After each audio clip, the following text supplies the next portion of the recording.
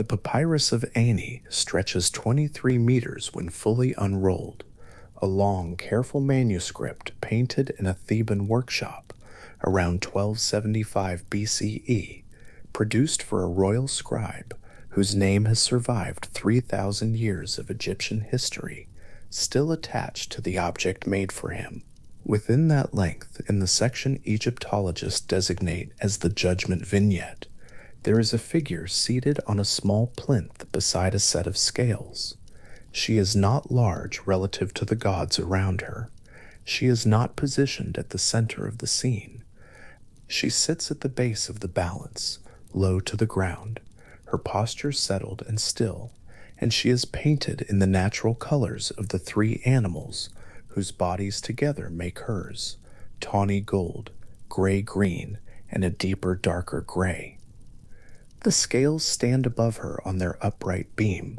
The gods occupy the upper registers of the scene, presiding, recording, witnessing, and she waits at the floor of it all, three animals combined into one form, rendered with the calm precision of a scribe who understood exactly what he was depicting and set down every detail with a steady brush. She is Ammit.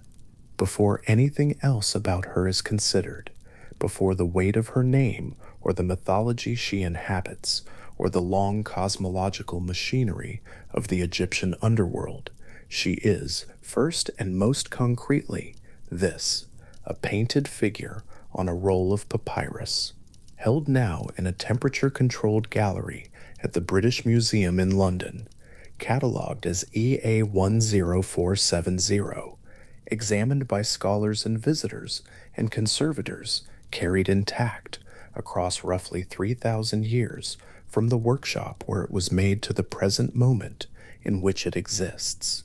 She was painted by a specific person in a specific place during a specific period of Egyptian history, and the painting survived.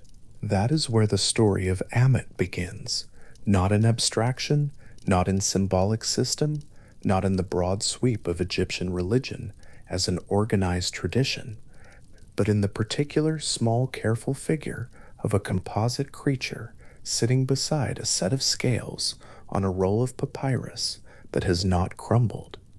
Her body is divided into three sections, each one drawn from a different animal, each one rendered in colors that correspond to the creature it represents. The head belongs to a crocodile, long-snouted, broad at the jaw, the teeth rendered with individual care by the scribe, small white shapes along the length of the muzzle, not summarized or abbreviated, but actually depicted, each one a deliberate mark of the brush. The forelegs and chest belong to a lion, or in some accounts to a leopard, and in the papyrus of Ani, this section of her body carries the tawny gold associated with the great cats of the Egyptian world, a warm color that anchors the middle portion of her form with a sense of solidity and strength. The hindquarters, the broad, rounded, settled back half of her, belong to a hippopotamus, painted in a darker gray, low and heavy, giving the rear of her body a weight that grounds her to the plinth she sits upon.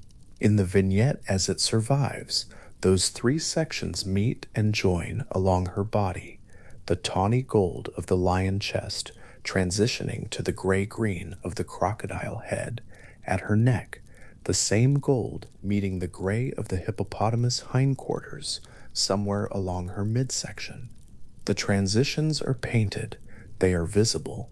In the papyrus of Ani, they are relatively clean. The scribe working in a trained papyrus workshop used conventions established across decades of Book of the Dead production, and those conventions included a relatively sharply articulated boundary between each animal section, each zone of color distinct from its neighbor, each creature clearly legible as a distinct element within the composite whole. It is worth holding this image simply for a moment, not what it means, not what it was designed to convey, but just what it looks like. A crocodile head at the front, angled forward, the teeth clearly rendered, a lion's chest behind it, golden and broad, and then the wide rounded gray of the hippopotamus haunches filling out the back of the form, low and substantial, pressed against the small plinth as though the weight of that rear half has always been exactly where it is. Three animals, one body, seated still. The Egyptologist Geraldine Pinch, examining the visual construction of Ammit's form, notes that the arrangement of her animal sections creates a particular effect of distribution. The crocodile head faces forward, toward the scales, toward whatever the scene requires her to confront. The hippopotamus haunches fill the back of her, broad and settled, a counterbalancing mass. There is no portion of her body that reads as passive or neutral, no angle from which she appears simply at rest in the way that a decorative animal figure might. And yet her posture is not aggressive. She is not leaping, she is not open-mouthed, she is crouching or seated, her form gathered beneath her, the front oriented toward the scales, and the back providing the ballast that keeps the whole thing grounded. The visual weight of her construction is a deliberate choice, made by artists who understood the symbolic vocabulary of animal bodies in Egyptian religious imagery and arranged her three sections with intention. This is a creature whose composite form was not assembled casually. It was not the result of an artist combining whatever animals were available. The selection of these three specific creatures, the crocodile, the lion or leopard, and the hippopotamus, reflects a system of Egyptian religious thought about which animals embodied specific qualities and forces, and the arrangement of their bodies into one form produces exactly the kind of visual reading Pinch describes. Nothing resting, nothing soft, the entire creature in a posture of patient, settled readiness. But the symbolic meaning of each animal within Egyptian religious culture, the long history of what these creatures represented, and why they were chosen, belongs to a different consideration. For now, the image is enough on its own terms.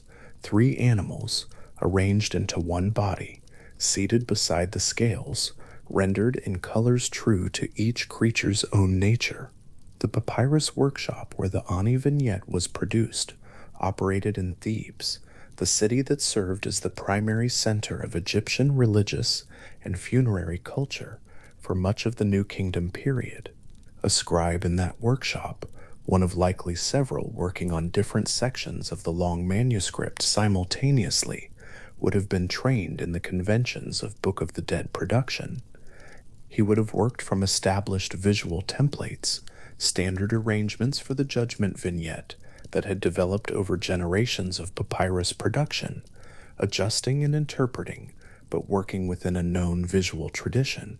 Ammit's form, the three-animal composite, the seated posture, the placement beside the scales, was already established by the time the Ani papyrus was made. The scribe was not inventing her, he was rendering her as she was known to be, and he rendered the teeth carefully. That detail stands out in descriptions of the papyrus of Ani's Judgment vignette, not because it is unusual for a skilled papyrus scribe to be precise in his detailing, but because the specificity of those small painted marks along the crocodile snout conveys something about the seriousness with which this figure was approached. Ammit is a composite creature whose design carries its own visual logic, and the scribes who painted her understood that each element of her body deserved the same attention given to the gods who preside over the hall around her. The crocodile teeth are rendered individually. The lion fur is suggested in the tawny coloring of the chest. The hippopotamus haunches are given their proper rounded breadth and their proper gray. She is not hastily done. She is specific. Across the surviving catalog of ancient Egyptian papyri and tomb paintings in which Ammit appears, the consistency of her basic description is striking. The three animals, the crocodile head, the lion or leopard chest and forelegs, the hippopotamus hindquarters, appear in the same arrangement in the great majority of surviving depictions. This is not the kind of variation seen in some Egyptian composite beings, where regional traditions and individual workshop conventions produced significantly different visual versions of the same divine figure. The tripartite form of Ammit is documented consistently across centuries and across different categories of artistic production, from the finest papyri produced for high-status individuals, to wall paintings in tombs, to the abbreviated versions produced by provincial workshops working with less elaborate conventions. The variation that does exist is a matter of degree and style rather than fundamental composition. In the tomb of User-Kat, tomb TT51 in the Theban necropolis, Ammit appears in wall painting, and in this context, the handling of her composite form differs from what the papyrus workshops produced. The boundaries between her three animal sections are softer, where the papyrus of Ani presents relatively clean transitions, the lion giving way to the crocodile with a certain visual clarity. The wall paintings of TT51 blend the boundary regions with slightly more naturalistic integration. The shift from lion to hippopotamus eases rather than stops cleanly. The transition zones are less sharply articulated. The overall effect is of a figure whose three animal components have been more fully integrated into a single creature, the seams of the composite body rendered with less explicit definition. This is a difference in artistic approach rather than in understanding. The painter of TT51 was working in a different medium, on a different surface, with different technical requirements. Wall plaster and mineral pigments on a curved and irregular surface, rather than the finely ground papyrus and prepared inks of the Theban workshop. The conventions of tomb wall painting and the conventions of papyrus illumination differed in several respects, and the handling of transitional zones and composite figures was one of the places where those different conventions produced distinguishable results. The Ammit of TT51 and the Ammit of the papyrus of Ani are the same creature, understood the same way, positioned in the same place in the judgment scene. The hand that made them moved through a different set of materials and produced a slightly different visual texture, but the fundamental form remained. In the papyrus of Ani, the tawny gold of Ammit's lion chest meets the gray-green of her crocodile head at the neck, and this transition between two colors, between two creatures, between two zones of her composite body is visible in the surviving painting. There is a seam there, not a harsh one, but a perceptible point at which one creature becomes another. The light that falls on the judgment vignette of EA1047 in its gallery in London falls on this transition, on the specific point where the warm gold of the great cat gives way to the cooler gray-green of the reptile. Two animal natures joined at the neck of a being whose role required exactly this combination. The crocodile head angles forward toward the scales. The crocodile is a creature of the forward moving, the horizon aimed, the jaw first approach to whatever lies ahead. The hippopotamus haunches sit back, broad and rounded, pressed against the plinth, grounding the back half of the body with a low settled weight that has no urgency to it, no direction, simply a mass resting in place. Between them, the lion chest, the force that connects the forward-facing and the grounded back, the middle section of a tripartite body, whose three zones each contribute a different quality to the overall form. She is small in the vignette relative to the figures around her.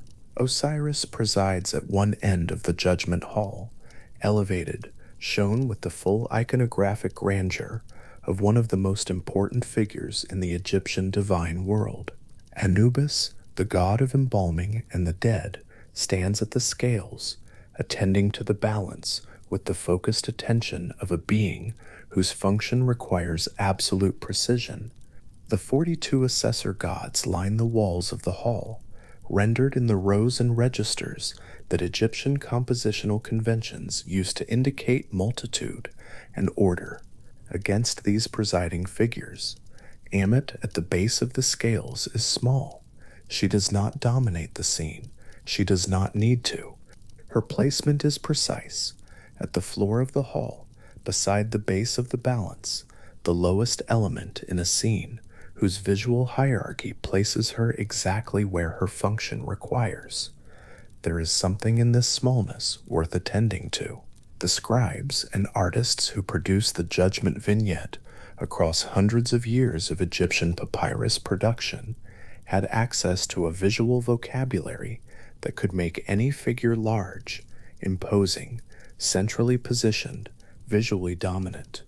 They chose consistently to render Ammit small and low, not hidden, not minimized to insignificance, but scaled appropriately to her place in the hierarchy of the scene, below the gods, beside the scales, crouching. The visual subordination to Osiris and Anubis is not a statement about her unimportance to the scene. It is a statement about her role. She is not presiding. She is waiting.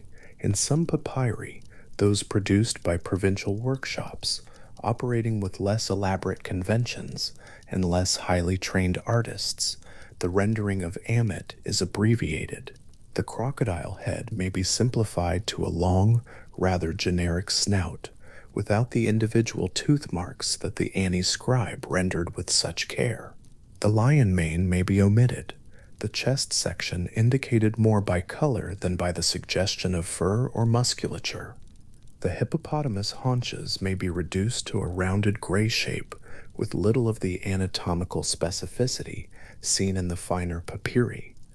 In these abbreviated versions, Ammit becomes a quieter, more generic presence becan the balance, still identifiably composite, still positioned in the correct place, still recognizable as the being she is, but reduced to a simpler outline. These provincial versions are not failures of understanding. They are evidence of a different set of resources and conventions. The figure produced by a workshop trained to deliver the essential elements of the judgment vignette for a clientele that could not afford the finest papyrus production. The essential elements were present: the composite animal form, the position beside the scales, the crouching posture. What was omitted was detail, elaboration, the kind of individuating specificity that a scribe working on a high-status commission would have included as a matter of professional practice. The Ammit of a provincial papyrus and the Ammit of EA 10470 are the same figure produced at different levels of material investment. Her three animals are still legible, even in the quietest rendering, even when the snout is just a snout, and the lion section is just a warm-colored area of paint. The form persists even in reduction.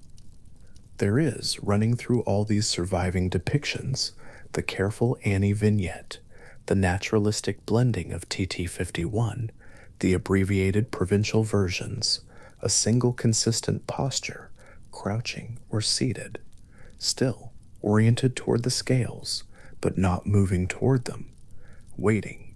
It is not the posture of a creature on the verge of action. It is not the tensed, forward-leaning posture of an animal about to spring. The haunches are down. The chest is forward, but not urgently so. The crocodile head faces the scales, but the head is not raised in the open-mouthed display of a crocodile beginning an attack. Every surviving depiction, whether in the finest papyrus from a Theban workshop, in the wall painting of a Theban tomb, or in the abbreviated form of a provincial scroll, shows this same settled readiness. The crouching of a creature for whom waiting is not a temporary condition imposed by circumstance, but a fundamental state. The Papyrus of Ani was made around 1275 BCE in a workshop staffed by trained scribes and painters for a man whose name and title have survived attached to the object made in his service. It is held now in the British Museum, where it has been since 1888. The scribe who painted the Judgment Vignette, who painted the teeth of the crocodile head, who chose the tawny gold for the lion chest, who gave the hippopotamus haunches their rounded gray weight, is not named in the manuscript and is not identified by any other surviving record. The object he made has outlasted his name by approximately 3,000 years. The gallery where EA 10470 is kept maintains a controlled environment. The temperature and humidity are regulated. The light is managed to reduce photochemical degradation of the pigments. The papyrus is protected from the atmospheric conditions that would, given time, break it down. The Judgment Vignette is visible to visitors who come to look at it. The scales, the gods, and at the base of the balance, small and crouching. The composite creature with her crocodile head and her lion chest and her hippopotamus haunches, still in her documented position, unchanged since the scribe in Thebes set down the last careful marks of the brush. She faces the scales. The hippopotamus haunches are pressed low and wide against the plinth. The gray-green of the crocodile head extends forward, the snout angling toward the balance, the teeth rendered in small individual marks by a hand that worked with deliberate attention. Behind the snout, where the neck joins the chest, the gray-green gives way to the tawny gold of the lion section, and behind the gold, filling out the back half of the body with rounded settled weight, the darker gray of the hippopotamus reaches to the plinth below.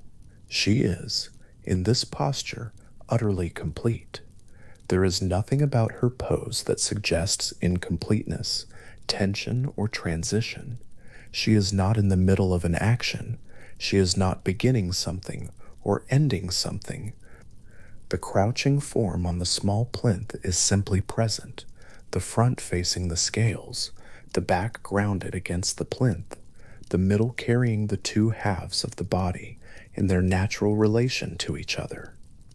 Present and still, the crocodile teeth are carefully rendered. The transition between the lion chest and the crocodile head is visible where the colors change. The hippopotamus haunches, broad and low, give the back of her body its settled weight, and the posture that holds all of this together, that distributes the crocodile head forward and the hippopotamus haunches back and the lion chest between them, is the crouching posture of a creature for whom waiting is not a burden and not a tension and not a temporary state before movement. It is simply what this creature is. In every surviving depiction, across the centuries between the earliest appearance of this composite form in Egyptian funerary art and the latest known examples, this is what the artist chose for her. Not aggression, not menace in the performance sense, not the open jaw or the raised fur or the charged posture of a predator committed to attack. The crouching, the settled weight of the hindquarters pressed against the plinth, the forward orientation of the crocodile head, patient rather than urgent, the still. Whatever the painting tradition understood about what Ammit was and what she did, it expressed that understanding consistently across centuries in this single posture, a composite creature, seated, waiting, entirely unrushed, the front facing the scales, and the back resting heavy and low on its small plinth. Every workshop that painted her arrived at this. Every tomb painter who rendered her on plaster chose it. The abbreviated provincial versions and the careful high-status commissions both show it.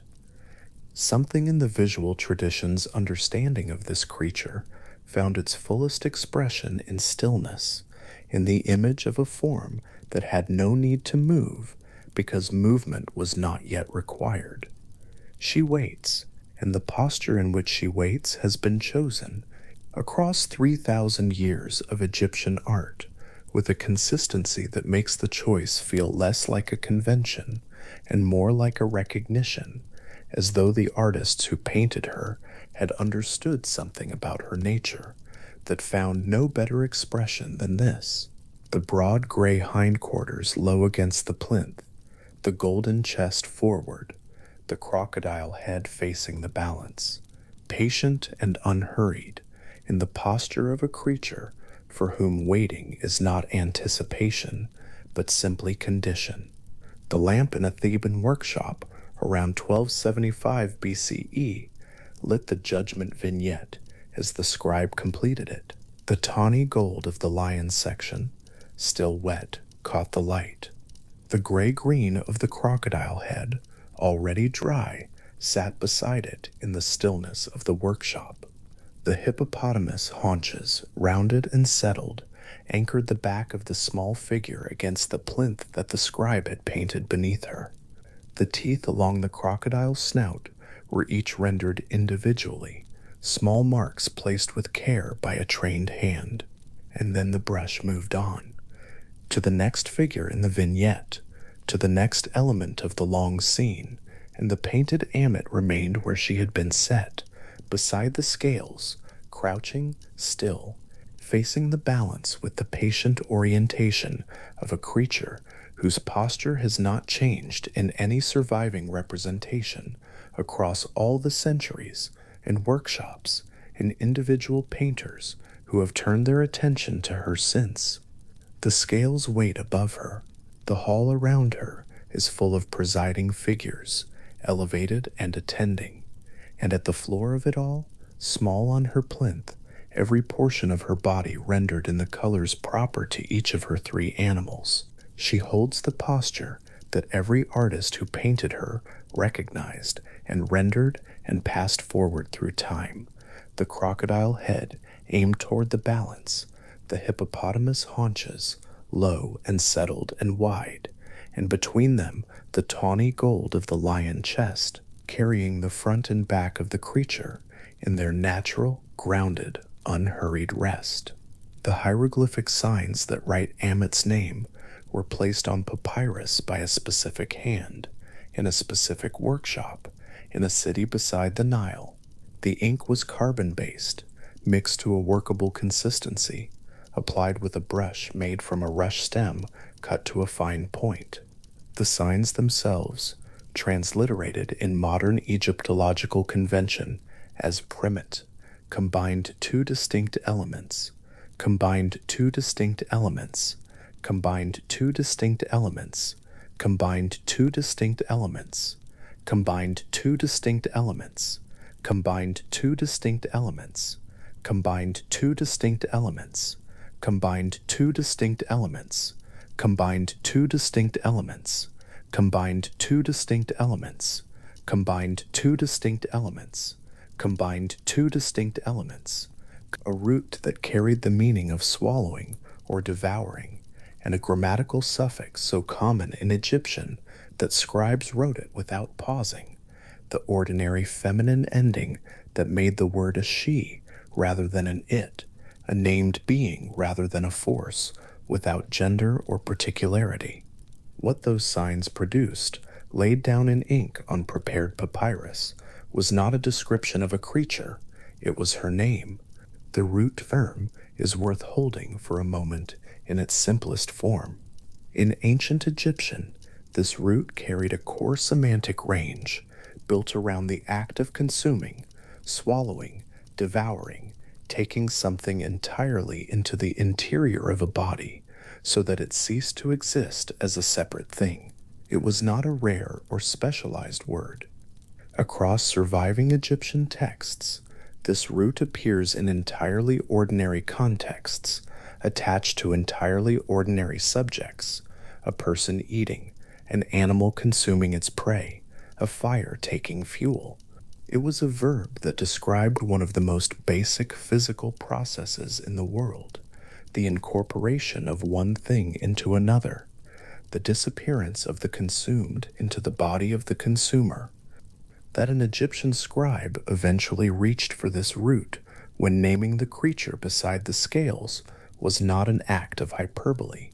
It was, in a precise sense, a technical decision, a naming that described exactly what Ammit was understood to do, drawn from the plainest available language for doing it. The suffix *t* that closes Ammit's name is grammatically standard in Egyptian to a degree that makes its presence easy to pass over.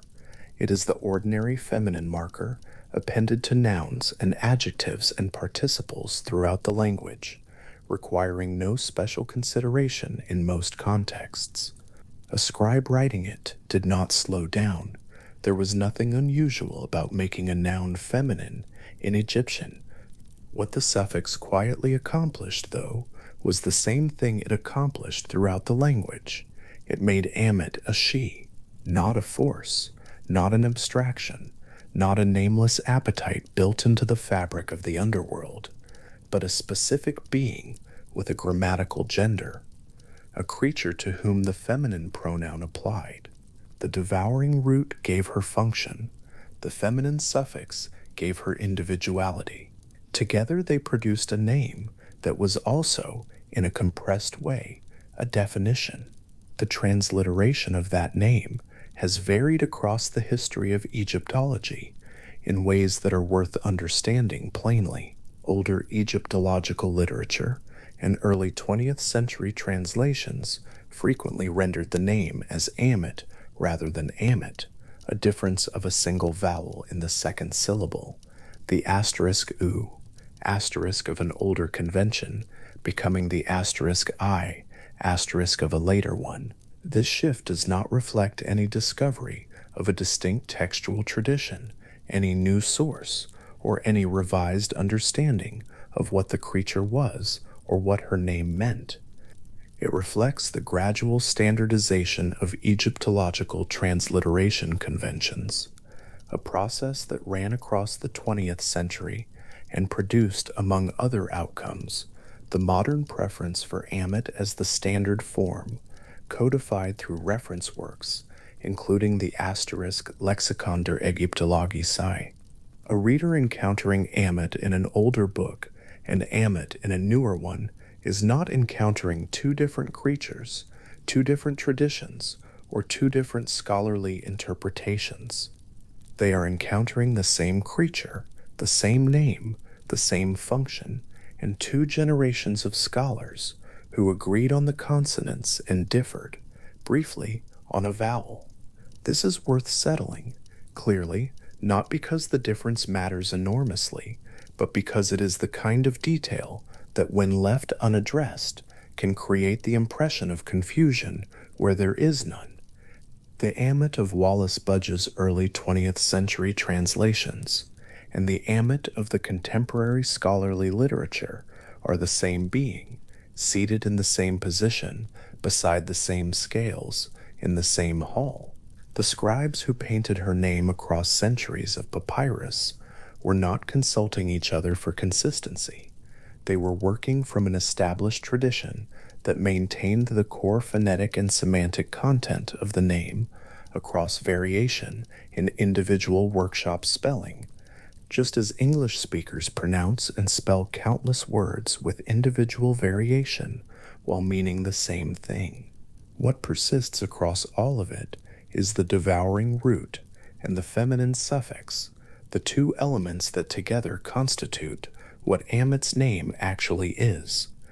The translation most commonly encountered in English is bone eater, though devourer of the dead and she who eats the dead appear with comparable frequency in scholarly and popular sources. These translations are not synonyms so much as emphases. Bone eater stresses the completeness of Ammit's consumption, the idea that what she devoured left nothing behind, not even the skeletal remainder that would survive ordinary decomposition. Devourer of the dead and she who eats the dead describe her domain rather than the thoroughness of her action, placing her clearly within the world of the deceased and the judgment hall rather than leaving her nature unspecified. Each translation is drawing on the same root, the same name, the same documented Egyptian source material, and arriving at a slightly different emphasis on the same underlying fact. In a tradition where names frequently functioned as compressed descriptions of a being's essential nature and role, Ammit's name was doing the work that Egyptian names often did, telling in a few signs exactly what kind of being this was. Beyond the personal name, Ammit is referenced in funerary texts through a cluster of epithets that operated sometimes alongside her name and sometimes entirely in its place. The phrase most commonly translated as devourer of the dead appears in many textual instances as a functional title rather than a supplement to a personal name, a role descriptor that identified Ammit by what she did rather than by whatever individual designation she might carry. This was not unusual in Egyptian religious practice. Many divine figures were addressed and identified through their functions as much as through their personal names, and a long-serving deity with an established visual identity and a well-understood role in a frequently depicted ceremony might be invoked through their function with complete clarity, the personal name becoming one option among several rather than the only correct identifier.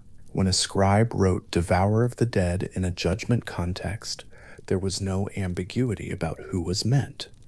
The position in the hall, the function described, the composite form rendered nearby, all of it converged on the same being. The epithet most commonly translated as great of death, or she who is great in death, appears in a different register than the devouring titles. Where devourer of the dead describes Ammit's action, great of death describes her status, her relationship to death as a category, her position within the ordered structure of Egyptian thought about what death was and how it operated. The Egyptian word for greatness in this construction carried associations not only with size or power, but with significance, with the kind of prominence that comes from occupying a central and irreplaceable place in a system. To be great in death, in this context, was to stand at death's most consequential point, not merely present at the margins of the process, but located at its most decisive threshold. The phrasing acknowledges something about Ammit's position in the judgment that the devouring titles alone do not quite capture. She was not a peripheral figure in the ceremony, but a structurally central one, her presence at the scales, not incidental, but load-bearing. The construction, sometimes translated as she who eats millions, carries a different quality again. The number is not literal. In Egyptian, large round numbers frequently served as expressions of totality, or enormity, rather than precise quantities.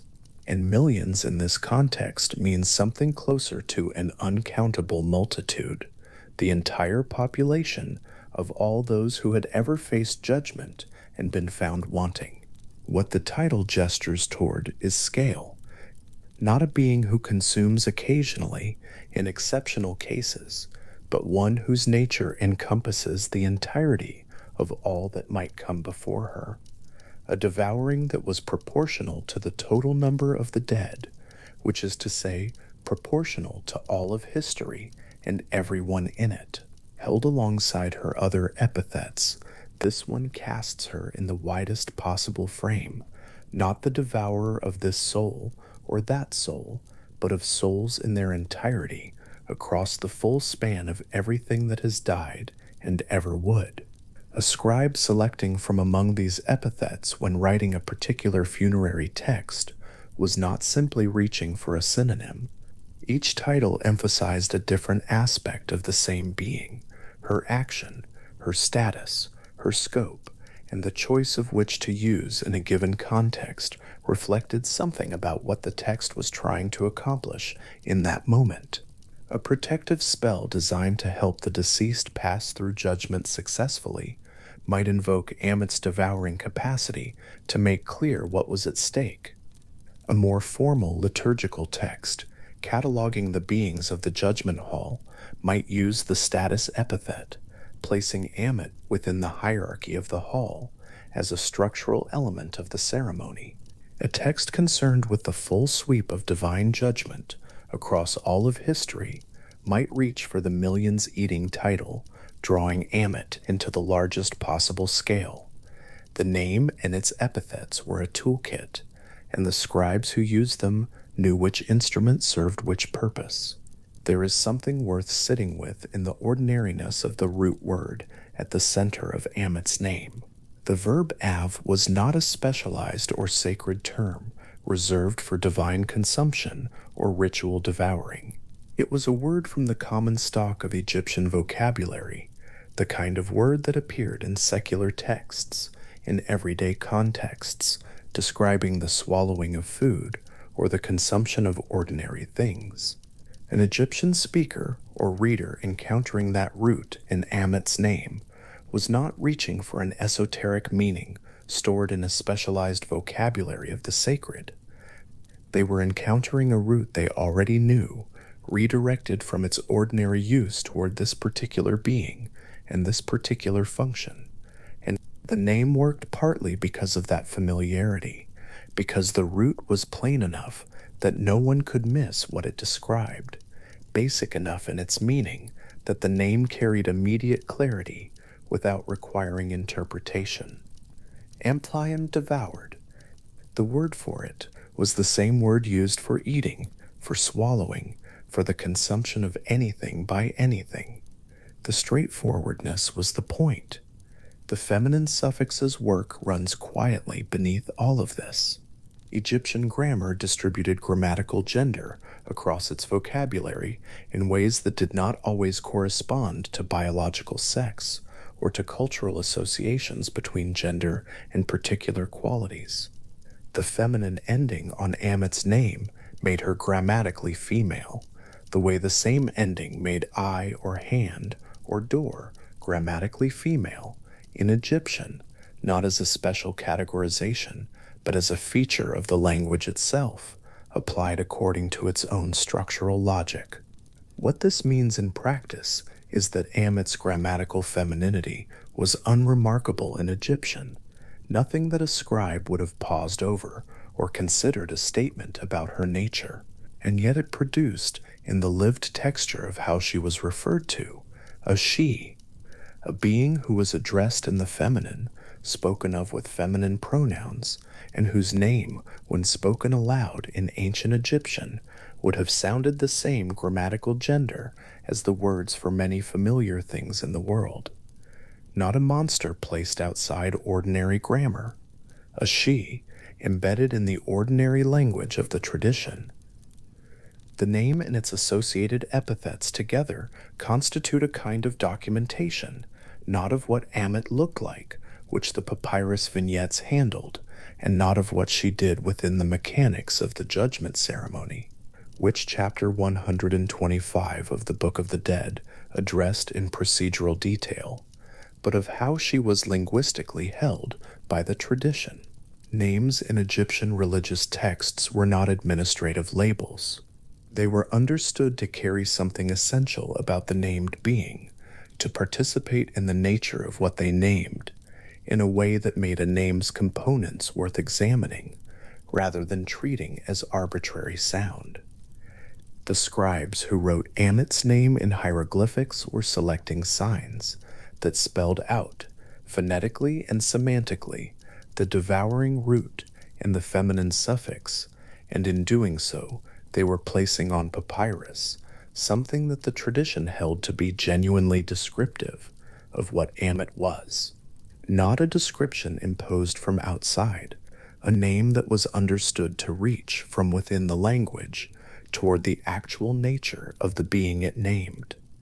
This understanding of names as participatory rather than merely referential was widespread in ancient Egyptian religious thought, applied not only to divine figures but to the deceased, to the protective spells of the funerary texts, and to the ritual utterances that the dead were understood to need for their passage through the duat. The specific words mattered, The signs selected mattered, the phonetic values mattered. In this context, the choice of Arum as the root of Ammit's name was not a casual decision or a scribal shorthand. It was a deliberate reaching for the plainest, most accurate word available for what she did, a word so basic and so clear that it could survive centuries of workshop variation and still communicate, in whatever form it was spelled, the same essential fact about the creature it named. The Egyptological literature around Ammit's name occupies a relatively small portion of the scholarship on her, largely because the name's components are not disputed and its translation is not complicated. The more extensive scholarly discussion tends to cluster around her visual form, her position in the judgment scene, her relationship to the concept of the second death, and the question of whether she should be understood as a deity, a demon, a personified principle, or something that Egyptian religious categories did not quite separate into those options. The name itself, by comparison, is treated briefly, a few sentences in most sources, a paragraph at most, because the root is clear, the suffix is standard, and the range of translations, while slightly various, all converge on the same meaning. This brevity in the scholarship is itself a kind of evidence. The name is not contentious, it is not ambiguous, it does not require extensive interpretation to arrive at its meaning. It is a devouring root attached to a feminine suffix, and it names a devourer. What the scholarly discussion around Ammit's epithets is more interested in is the question of what their variety suggests about how she was conceptualized across different textual genres and periods. The titles Great of Death and She Who Eats Millions appear in contexts that suggest a famine, operating at a level of abstraction slightly above the specific scene in the judgment hall, not merely the creature seated beside a particular set of scales in a particular ceremony, but a principle of consuming finality that extended across the entire domain of the dead. Whether this represents an originally unified conception of Ammit that simply expressed itself differently depending on context, or whether it reflects a gradual expansion of her significance as the tradition developed, is not something the surviving texts settle clearly. What they do preserve is the range itself, a being who could be named as a specific devourer in one text, and addressed as the great agent of death across all of history in another, her identity flexible enough to hold both scales. This flexibility is worth pausing on. Many figures in Egyptian religion were understood to have both a localized form, present at a specific place, performing a specific function, and a more expansive cosmic significance that went beyond that local presence. Will Cabinet beside the scales, in the Hall of Two Truths, was a specific being performing a specific function in a specific ceremony. Cabinet, as She Who Eats Millions, was the same being understood in relation to the total scope of everything the ceremony judged. The epithets that moved between these two registers were not contradictions. They were different angles on the same figure, the same way that a building can be described accurately, both by the measurements of its walls and by the view from its roof, and neither description cancels the other. The root M appeared in Egyptian funerary literature, not only in Ammit's name, but in the protective spells that were designed to prevent the deceased from being consumed by hostile forces during their passage through the duat. The Asterisk Book of the Dead, Asterisk and earlier funerary texts include spells against being devoured, against the shreem that might come from malevolent entities in the underworld's darker regions, entities that threaten the soul in transit with exactly the kind of consuming dissolution that Ammit embodied at the scales. This means that the same root appearing in Ammit's name also appeared in the language of protection against what she represented, that the word for what the dead feared was the same word that named the being whose role in the judgment made that fear structural rather than incidental. A scribe writing a protective spell against devouring and then writing Ammit's name in the judgment vignette was using the same root for both, the language folding back on itself in a way that would have been audible to anyone listening carefully to the words. What this linguistic network suggests is that Ammit's name did not sit in isolation in the Egyptian textual world. It was connected through the root it shared with other words and other concepts to a broader field of meaning built around ingestion, consumption, and the fear of disappearance. The protective spells were trying to prevent one form of this. The judgment ceremony was acknowledging another. Both drew on the same root. Both were, in a sense, operating in the same semantic territory, the territory of uptuam, of swallowing, of a self being taken entirely into something else and ceasing to exist as what it had been. Ammit's name placed her at the center of that territory as its most formally acknowledged resident, the being whose name was the root, made into a proper noun, the devouring raised to the status of an individual. Funerary papyri, in which Ammit is referenced without her personal name, addressed only through her epithets, or indicated purely through her position in the painted scene, represent a different kind of documentation. These are texts and images in which the need to write her name had in effect been superseded by familiarity. By the New Kingdom, any educated Egyptian encountering the judgment vignette would have known who the composite creature beside the scales was without being told. Her visual form was sufficiently established, her position in the scene sufficiently fixed, her function sufficiently well understood, that a name label was information the image had already provided through other means. The scribes who painted these vignettes without labeling Ammit were not omitting her from the text. They were, in a sense, acknowledging that she had become self-identifying, that the combination of her composite form and her position in the scene was itself a kind of name legible without signs. There is a particular quality to a name that can become optional. It suggests that the named being has arrived at a level of cultural presence where the name is no longer the primary vehicle of identification, where the form, the context, the accumulated weight of repeated appearances have together created a recognition that operates without requiring the linguistic sign. Ammit, in the New Kingdom papyrus workshops, had reached this point. She could be painted without being labeled and still be unmistakably herself. What the scribes were preserving in those unlabeled vignettes was not a shortcut or an oversight. It was evidence of how thoroughly her identity had been established, how completely the tradition had settled on who she was and where she stood and what she was for.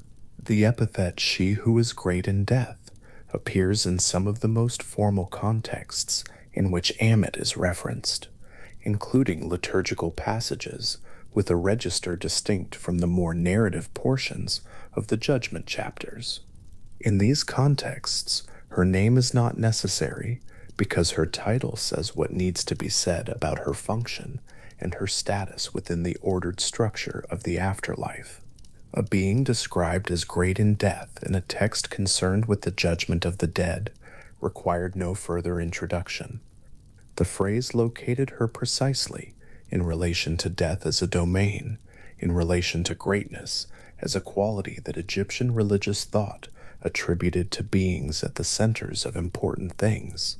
The personal name could be set aside, and the epithet carried all the weight the text required. This is what the cluster of Ammit's names and titles together constitute, when taken as a whole, a record of how the tradition held her, expressed across multiple genres and registers of Egyptian textual production. The personal name, with its devouring root and its plain feminine suffix, the functional epithets, describing her action and her domain, the formal titles, positioning her within the cosmological structure of the afterlife at its most significant threshold. The unlabeled vignettes in which name and epithet both fell away, the painted composite form carrying her identity without linguistic supplement. Each of these is a different mode of the same documentary impulse, the impulse to record, precisely and without ambiguity, what this being was and where she stood in the ordered account of what happened to the dead. Across all of this, the root word held, the tiram that formed the core of Ammit's name, persisted through workshops and centuries and varying transliteration conventions, through the shift from Ammit to Ammit in Egyptological literature, through papyri that labeled the creature and papyri that did not, through texts that called her by her personal name, and texts that addressed her only by title. The root was always there, beneath whatever form the rest of the name took, the plain verb for swallowing, elevated into a proper noun, given a feminine ending, made into a being who waited beside scales in a long hall at the edge of everything the dead would face. The name did not require beauty or complexity to do its work. It required accuracy, and the scribes who wrote it, across centuries of funerary papyrus production, had that. Some papyri never write her name at all. The creature appears in the vignette, composite, still, positioned beside the balance, and no sign group is placed beside her to identify the form and language. Her name is simply not there, not omitted carelessly, but absent because the tradition had arrived by the new kingdom at a point where the creature herself was the label. The three animal sections, the crouching posture, the position at the foot of the scales, these were, taken together, a sign as legible as any that a brush could write. By the time many of these unlabeled papyri were produced, the name and the form had become so thoroughly identified with each other that either one could stand for both. And in those papyri, where the name was set aside, what remains is only the painted image of the creature, present at the scales, recognizable without words, her identity so thoroughly established by then that a name had become, quietly, optional. At the edge of the Fayum, in the flat wetlands south of the Nile Delta, where the waters spread wide and shallow between thick stands of papyrus reed, the priests of Sobek kept living crocodiles in temple pools. The animals moved through sun-warmed water with the slow ease of things that have never needed to hurry. They were enormous and unhurried and sacred, each one carrying inside its body the particular divine force that the Egyptians understood Sobek to embody, the Nile's power to sustain every living thing, and the same water's capacity to take a person silently under without warning. These were not two separate attributes assigned to the god for symbolic convenience. In the Egyptian understanding of Sobek, they were a single reality, inseparable, the way the Nile itself was inseparable from both the crops it fed and the flooding that could strip a village to mud. The crocodile at Kom Ombo and the Fayum was not a monster. It was simply a creature that contained opposites, and the Egyptians had learned to hold that containment as a sacred fact about the world. Ammit carries the head of this creature into the Hall of Two Truths. She brings it forward, angled toward the scales, the long jaw, and the specific quiet of an animal that does not need to announce its intentions, before any part of her body acquired its particular meaning within the judgment hall. The crocodile had already spent centuries accumulating its own weight within Egyptian religious life, worshipped at great temple complexes, kept alive in sacred pools, mummified at death, and interred with the same care given to human dead. The cult of Sobek is documented from the Old Kingdom period onward, its evidence found in texts, temple architecture, and the preserved remains of crocodiles interred at sites including Kom Ombo and Crocodilopolis in the Fayum, when the scribe who painted the papyrus of Annie set a crocodile head on Ammit's shoulders. That head was not merely a signifier of danger, it was a condensed archive of a tradition that had been attending carefully to crocodiles for a very long time. The Nile itself is inseparable from what the crocodile meant. The Egyptians understood the river not as a backdrop to their civilization, but as its literal sustaining force, the annual inundation depositing the silt that made the fields fertile, the water maintaining the difference between inhabited land and desert that would otherwise have closed over everything. Sobek was the divine form of this force, generative, overwhelming, impossible to safely ignore. His crocodiles at the Fayum were fed offerings, prayers were directed to them. The same animal that could drag livestock into the water from a riverbank was the embodiment of the god whose goodwill kept the Nile flooding at the correct depth and the crops growing in the black soil along its banks. Both things were true at once, held without contradiction inside the same scaly body, and the Egyptians worshipped accordingly. This is the creature whose head Ammit wears into the judgment hall, not the generic danger of a predator, but the specific, theologically rich complexity of an animal that had been simultaneously feared and revered for longer than any surviving written record can trace. The lion, which forms Ammit's chest and forelegs, entered her body from a different direction entirely. Where the crocodile was entangled with water and with the ambivalent fertility of the Nile, the lion belonged to the desert borderland, the ochre edge where cultivation ended and the uninhabitable space began, the threshold terrain that the Egyptians understood as the boundary between order and what lay beyond it. Lions were documented along this marginal landscape, and their appearance at the edge of the cultivated world made them natural figures for Egyptian conceptions of guardianship. The solar deity Sekhmet, whose fierce protective power was understood as a form of divine heat, was depicted with a lioness head. The earth god Aker, who in the asterisk Amduat, asterisk guarded the passage of the sun through the underworld, was represented as a double lion, two animals facing outward, back to back, watching in both directions at once, holding the horizon between them. The Sphinx, the form most recognizable to viewers outside the tradition, draws directly from this guardianship symbolism. The Sphinx body is a lion's body, the human or divine head placed above it for specific theological reasons, but the lion portion carries the essential meaning, controlled ferocity positioned at a threshold, holding the boundary between the ordinary world and the sacred precinct. The Great Sphinx at Giza faces the rising sun, its lion body stretched across the desert edge, its presence transforming the approach to the pyramid complex into a guarded passage. The same symbolism repeated itself at smaller scales across temple approaches throughout the Nile Valley, where paired lion statues marked the point of transition from the human world into the divine space beyond.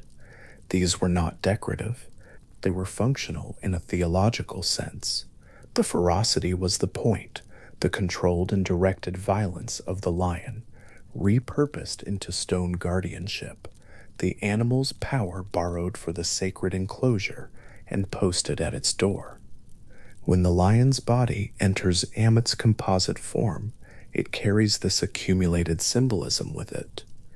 The chest and forelegs of her body represent the same quality the Egyptians placed at temple thresholds, guarded boundaries, the ferocity that marks a significant transition point, power held in readiness without being exercised. In her case, the threshold is the most significant one. The Egyptian tradition described the passage from this life to whatever comes after the scales deliver their finding. The lion in her body does not simply mean danger.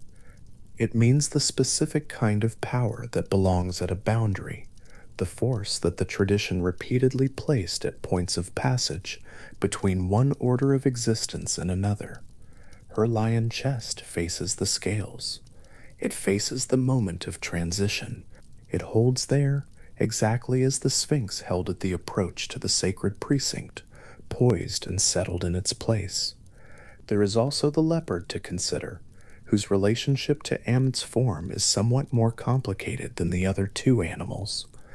In the majority of scholarly descriptions of Ammit's composite body, the forelimb section is attributed to either the lion or the leopard, and in several ancient Egyptian texts, she is described specifically with reference to the leopard rather than the lion alone. The distinction matters because the leopard carried a different weight in Egyptian religious symbolism, one rooted not in royal guardianship or solar power, but in the specific ritual of transition between the living and the dead. Leopard skin garments were worn by some priests during burial rites, the distinctive spotted pelt draped across one shoulder, the animal's legs hanging at the officiant's sides, a visual marker of the priestly role in shepherding the dead from one state to another. The same spotted skin appeared in other ritual contexts associated with mortuary practice, embedding the leopard in the ceremonial grammar of Egyptian funerary religion across a long period of its history. A Sem priest standing at a burial rite in the Valley of the Kings, wearing the full leopard skin, was not wearing it as costume. The pelt was the sign of a specific office, the office of the priest who oversaw the opening of the mouth ceremony, that restored the dead person's senses and capacities for the afterlife. The leopard was present at the moment of ritual transition because the leopard belonged there. Its spotted body had been associated with this particular threshold for long enough that the two were effectively inseparable by the New Kingdom period. When this same animal's form enters Ammit's mid-body, that association travels with it, whether one reads her forelimb section as lion or leopard. What arrives with it is the tradition's accumulated understanding of these great cats as figures of power at the point of passage, but in the leopard's case, a very specific funerary passage, overseen by priests wearing its skin, marking the boundary between the dead and the living world with spotted fur, as surely as the Sphinx marked the boundary between the human approach and the sacred enclosure. The hippopotamus, which forms Ammit's hindquarters, occupied a stranger and more divided place in Egyptian religious thought than either the crocodile or the lion. The same animal gave its body to two beings whose symbolic valences were almost entirely opposite. On one side of this division stood Tuaret, hippopotamus body, protective arms, gentle eyes, a benevolent presence invoked specifically for the protection of pregnant women and women in labor. Taweret was a household deity, her faience figurines, found in domestic contexts across the Nile Valley, her protection sought during the vulnerable crossing of childbirth. She represented the hippopotamus's enormous body, repurposed as shelter, as the protective bulk that stands between a fragile new life and the forces that might extinguish it. Her presence in Egyptian homes was warm and ordinary in the way that protective domestic deities are warm and ordinary, invoked daily, placed on household shelves, familiar. On the other side stood the wild male hippopotamus, associated with Set, the animal as disruption, as the force that overturned the order that cultivation depended on, the massive body crashing through reed beds and agricultural plots, damaging the carefully maintained boundary between productive land and the marsh. Set in Egyptian religion was not simply evil. His role within the divine order was complex and contested, and Egyptologists have argued at length about the shifting status of Set in different periods and regional traditions. But the hippopotamus in its wild male form was one of the bodies through which Egyptian religious thought expressed the concept of chaotic disruption, the force that was, in some sense, structurally necessary to the order it threatened. Because order that has never been tested is not exactly order at all. The male hippopotamus in the marsh was the ungovernable thing, the force against which cultivation defined itself. Both of these traditions, to wear its protective warmth and Set's chaotic force, were present simultaneously inside the Egyptian understanding of the hippopotamus by the New Kingdom period. This was not a contradiction the tradition needed to resolve. The animal held both valences, the way the Nile held both fertility and flood, the way Sobek held both sacred sustenance and lethal danger. When Ammit's hindquarters take hippopotamus form, this entire doubled history settles into the back half of her body. The broad, low, rounded weight of the hippopotamus rear anchors her body to the ground with the particular gravity of an animal that is not easily moved, a low center of mass, a settled permanence, a body that belongs precisely where it is and cannot be easily displaced. This is not simply the weight of danger. It is the weight of an animal whose religious meaning encompassed protection and disruption both, and whose sheer physical mass the Egyptian visual tradition used to ground the back half of the creature that waits beside the scales. A faience figurine of Toleret, held in a museum case a short distance from a papyrus showing Ammit, would display this clearly for anyone who paused to look. The same animal, the same broad haunches, the same physical characteristic of settled, low, unmovable weight, one carrying it toward protection, the other carrying it toward the specific function of the judgment hall, both of them drawing from the same hippopotamus body that the Egyptian tradition had attended to with complex care for centuries before. Either figure was constructed. The figurine is benevolent. The papyrus is judicial. The hippopotamus is the same. This is the kind of thing the Egyptian composite figure tradition was capable of, taking the accumulated symbolic weight of an animal and directing it precisely through the composition of a specific being's body, so that the being carried all of it into whatever context it was placed. What Richard Wilkinson, in his documentation of Egyptian gods and goddesses, identified in Ammit's tripartite construction was a principle that extended well beyond the symbolic histories of the three individual animals. In his reading, each of the three creatures whose bodies contributed to Ammit's form also constituted a zone of the Egyptian world, a specific environmental territory that each animal dominated so thoroughly that the animal and the landscape were effectively synonymous within the Egyptian understanding of their world. The crocodile dominated the river and its immediate environs, the places where the Nile flowed and where its banks blurred into water. The lion held the desert borderland, the red ochre edge of the cultivated world where the two landscapes met. The hippopotamus inhabited the Nile margins, the thick reed beds, the shallow muddy edges, the marginal wetland territory between the river proper and the dry land that cultivation occupied. Laid out like this, Ammit's body describes a map. The three zones she is built from are not random. They are the three major environmental territories of the Egyptian world, as the Egyptians understood and navigated it. The Nile and its water, the desert edge, the marginal land between them. These zones together constituted the entire inhabited and neighboring world. The agricultural land itself, the black soil of the inundation strip, was precisely what was bordered and defined by these three territories.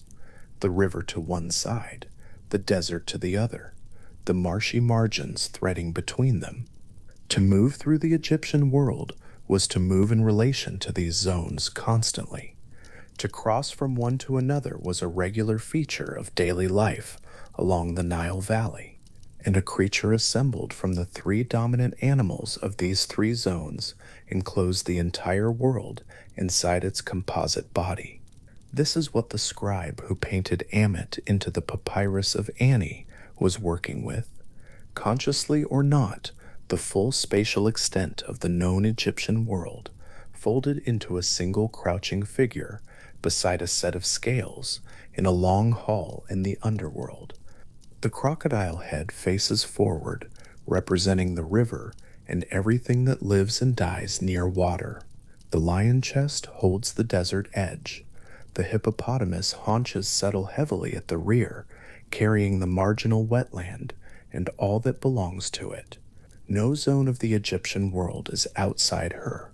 There is no territory she does not cover, no landscape that belongs to some other creature whose domain she does not include. The tripartite body is not just a composite form, it is a comprehensive form, assembled with the specific thoroughness of something that was meant to leave no exit unguarded. The river zone was the most immediate of the three. The Nile was not simply a geographical feature in the Egyptian understanding of their world. It was the defining condition of existence, the fact from which everything else followed. Without the inundation, the black soil did not renew. Without the black soil, the crops did not grow. Without the crops, the civilization along the river's banks could not sustain itself. Herodotus, writing from outside the tradition, but with the observation of a careful traveler, described Egypt as the gift of the Nile, and while the framing is his rather than the Egyptians, the underlying fact it points to was understood within the tradition as clearly as anywhere. The crocodile in Ammit's head inhabited this foundational zone. It lived where the river lived. It moved in the water that sustained everything. Its presence in her body means that she incorporates the very source of Egyptian life into the forward-facing portion of her form, the part that turns toward whatever arrives beside the scales. The desert borderland carried different weight. Where the river zone was associated with fertility and sustaining life, the desert edge was the place where order ended and the uninhabitable began. In Egyptian cosmological understanding, the desert was not simply empty space, it was the territory of disorder, the realm of Set, in his more threatening aspect, the landscape where the cultivated world's rules did not apply. Lions moved along this edge at dusk, which was probably a practical observation as much as a symbolic one. Lions did live along the margins where the Nile's cultivation ended and the scrubland began. But the practical observation was inseparable from its symbolic weight, because in Egyptian religious thought, the border terrain between order and chaos was always a zone of particular significance. The lion guardian at the temple threshold was placed there because that is where lions belonged in the Egyptian understanding of the landscape, at the boundary, facing outward toward what lay beyond the ordered world. Ammit's lion chest faces the scales in the same way, because the reed beds and Nile margins formed the third zone, and they were the most ambiguous of the three, caught between the river and the dry land in a way that belonged fully to neither. This marginal quality is exactly what the hippopotamus inhabited. The animal could submerge in the river. It could haul itself onto dry land, but its characteristic territory was the transitional zone, the shallows, the reed margins, the places where the Nile blurred into something that was neither quite water nor quite earth. Taweret protected the threshold of birth. Set in hippopotamus form disrupted cultivation at its marshy edge. The animal that embodied both of these things belongs in transitional space. Ammit's hippo haunches settle heavily into exactly this transitional territory, the rear of her body grounding her in the place between, the marginal zone that connects and separates the other two, without fully belonging to either. A map of these three landscapes, drawn along the Nile Valley, from the delta to the first cataract, would show the pattern clearly. The river at the center, the black agricultural strip along its banks, the desert on both sides, and the reed-thick margins threading through the transitional zones where the river meets the land. This is the world the Egyptians woke up in every morning and lived their lives within. They knew its geography with the intimate familiarity of people for whom landscape was not background but condition. The inundation level determined what the year would hold. The desert edge was the limit of the known world. The marshes were places where strange and dangerous and sacred things moved. All three of these zones, and the creatures that dominated them, were folded into the body of the creature that waited beside the scales in the Hall of Two Truths. There is something quietly thorough about this. Composite creatures in Egyptian iconography were not assembled randomly, and Ambulik's construction in particular has the quality of a deliberate enclosure, the animal built to correspond to the world in its entirety, so that whatever arrived in the hall to be judged would find beside the scales a creature that covered every landscape it had ever moved through, every zone of the world it had inhabited during its life. The crocodile was in the river it had drunk from. The lion was on the desert edge. It had walked along at dusk, watching. The hippopotamus was in the margins it had crossed and recrossed, the transitional zone it had moved through in both directions. The creature at the scales was assembled from everything the world contained, and it waited there, low and patient, in the particular stillness of a being that does not need to move to be present. This is worth sitting with slowly. Each animal in Ammit's body had spent centuries accumulating its own religious history before it became part of her. The crocodile had been worshipped at Kam Ombo and the Fayum, kept alive in sacred pools, mummified and interred with care, invoked as the embodied form of Sobek's double power. The lion had stood at temple thresholds in the Sphinx's body, had given its form to Sekhmet's solar fierceness and to Akher's double guardianship of the solar passage through the underworld. The leopard had draped itself across the shoulders of Sem priests performing the rituals that bridged the gap between the living and the dead. The hippopotamus had been Taret at the household level and Set's chaos at the cosmic level, the same animal carrying protection and disruption in a single broad gray body. All of this accumulated meaning, centuries of it, built up across regional traditions and royal cults and domestic practice and temple ritual, arrived at the composite figure of Ammit, already laden with significance. The scribe did not have to explain her. The tradition had already done that work, piece by piece, in the long history of each animal before the composite existed. When a New Kingdom Egyptian looked at Ammit beside the scales in a papyrus or on a tomb wall, they were not encountering a simple symbol. They were encountering a figure whose every section was already deeply familiar. The crocodile head was Sobek. The lion body was the guardian threshold, Sekhmet's heat, the sphinxes at temple approaches. The hippopotamus rear was Taweret on one register and Set's disruption on another.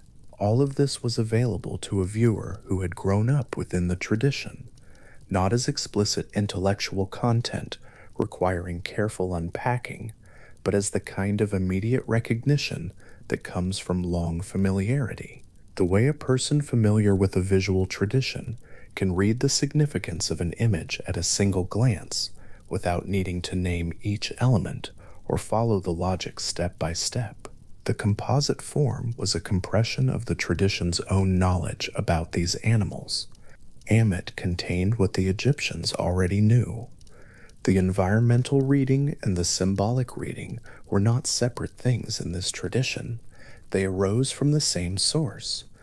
The Egyptians knew the crocodile as a sacred animal and as a river animal simultaneously, and the river itself was sacred, and the sacred was environmental, and the environmental was divine. These were not three different frameworks applied to the same creature. They were one framework that held all of it together without separating it out. The lion was a desert edge animal, and a solar guardian, and a royal symbol, and a threshold keeper, all at once, each of these things arising naturally from the same creature in the same landscape, observed over the same long period of attention.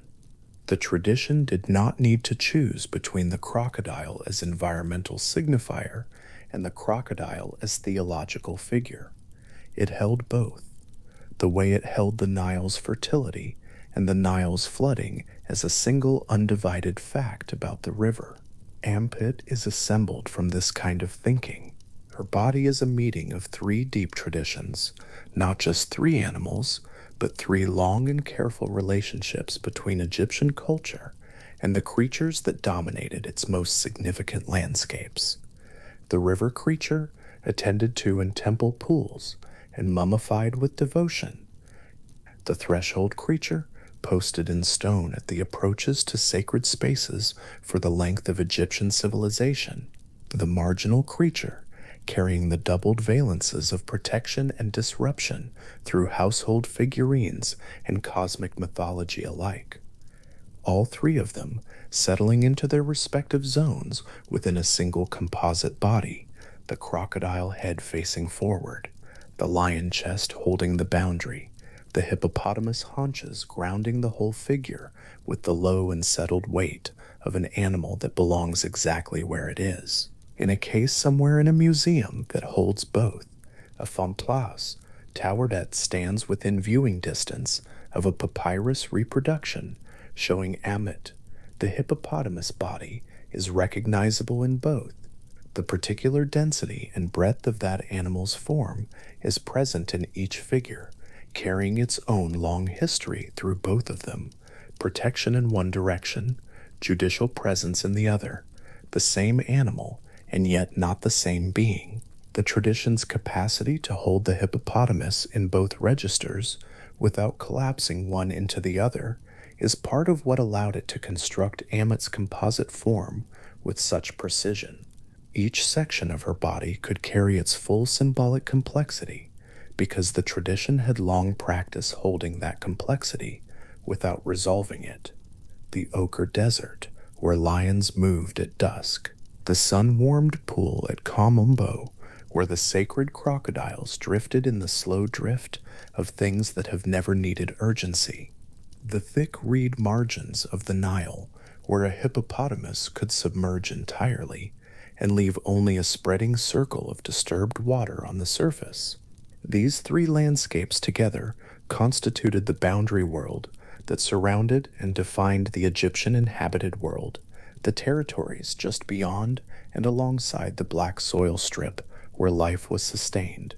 Each of them was home to 1/3 of Ammit's body, and her body, assembled from all three, described a territory that had no outside, the entire surrounding world compressed into the form of a single creature, crouching still beside a set of scales in the Hall of Two Truths. Richard Wilkinson's observation that Ammit covered every major environmental zone of the Egyptian world carries its full weight only when those three zones are held clearly in mind at once: the river and its crocodiles, the ochre desert edge where lions watched at dusk, the reed-thick Nile margins where hippos surfaced and submerged. Laid alongside each other, they form a complete enclosure. There is no place that falls outside them. The Egyptian world, bordered and defined and completely accounted for, folded into the waiting body of a single composite creature. And inside that waiting body, the accumulated religious histories of three animals that the tradition had spent centuries attending to with care, each one arriving in the hall already heavy with what the Egyptians had learned about it over the long course of that attention. The creature beside the scales was not invented. She was assembled from what was already there, From the sacred pools and the temple thresholds and the household shelves where Tawret stood, from the desert edge and the black soil and the slow drift of enormous bodies through sun-warmed water, all of it patient and settled and already waiting for a very long time before a single scribe picked up a brush to paint her into the scene beside the scales. The Hall of Two Truths, as the New Kingdom papyri describe it, is a long room. Osiris sits enthroned at the far end, elevated on a dais, wrapped in the white linen of the dead, his green skin carrying the color that Egyptian painters used to mark the interplay between death and renewal. The 42 assessor gods line the walls in ranked order. The scales stand in the center of the hall, their balance arm level in the interval between one soul's arrival and the next. And at the base of the scales, on the floor, Ammit waits, the creature of the crocodile head and the lion chest and the broad settled haunches of the hippopotamus, patient, still, oriented toward the balance above her. This is the hall as a physical place, architecturally specific, with a far end and a near end, and walls and a floor and objects positioned within it at deliberate distances from one another. The ancient Egyptians, in their funerary texts and their papyrus vignettes, were not vague about this geography. They rendered it in painted detail, and across hundreds of surviving images from the New Kingdom and beyond, the arrangement remains essentially fixed. Osiris at the end, the scales in the center, and Ammit, low and close, near the mechanism of the judgment itself. Her position on the floor has a logic to it. She is not elevated. She is not ranked alongside the assessor gods, who stand at the walls, each one presiding over a different category of ethical failing, each one waiting to hear a declaration of innocence from the soul being judged. She is not beside Thoth, who records the verdict, or near Anubis, whose hands steady the scales. She is at the base of the balance. She is below its mechanism, below the gods who operate it, below the scale pan where the heart will rest. In the visual language of Egyptian religious art, this placement is a kind of statement, not a degraded position, but a functional one, the creature whose purpose is inseparable from the instrument she accompanies, stationed at the point where her presence would be most immediately relevant. The room she inhabits belongs to a larger geography. The Date, the Egyptian underworld, the realm of the dead, is described in texts including the asterisk, Mdot, asterisk, and the asterisk Book of Gates asterisk as a vast ordered realm divided into 12 regions corresponding to the 12 hours of night. This was not a single undifferentiated darkness. It was a landscape with its own internal structure, rivers moving through it, guarded gates separating one region from another, areas where fire burned as a purifying or dangerous force, long stretches of absolute darkness through which the solar bark of Ra traveled each night in order to emerge renewed at dawn.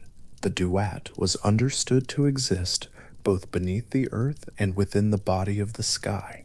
Goddess Nut, a cosmological doubling that made it simultaneously underground and overhead, a realm wrapped around the living world from all directions at once.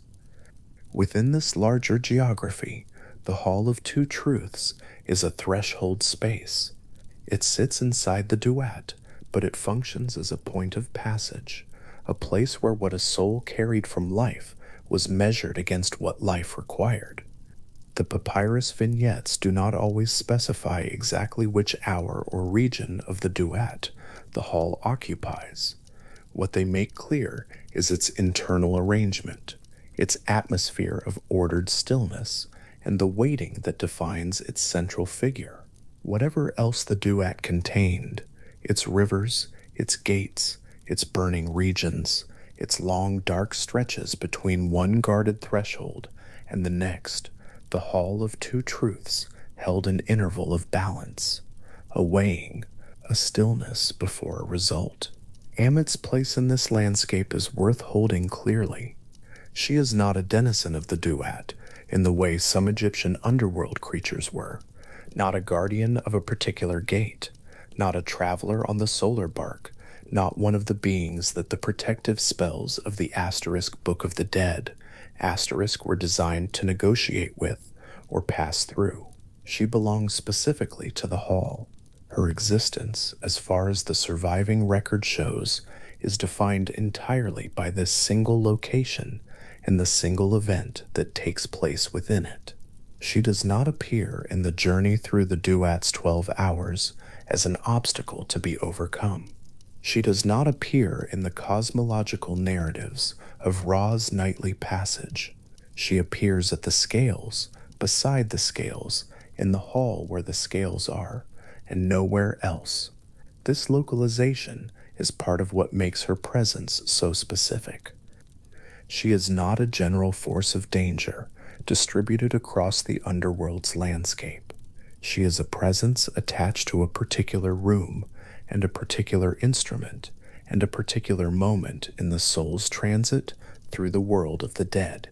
The Egyptian religious imagination, which was richly detailed in its geography of the afterlife and meticulous in its placement of beings within that geography, gave Ammit a single address.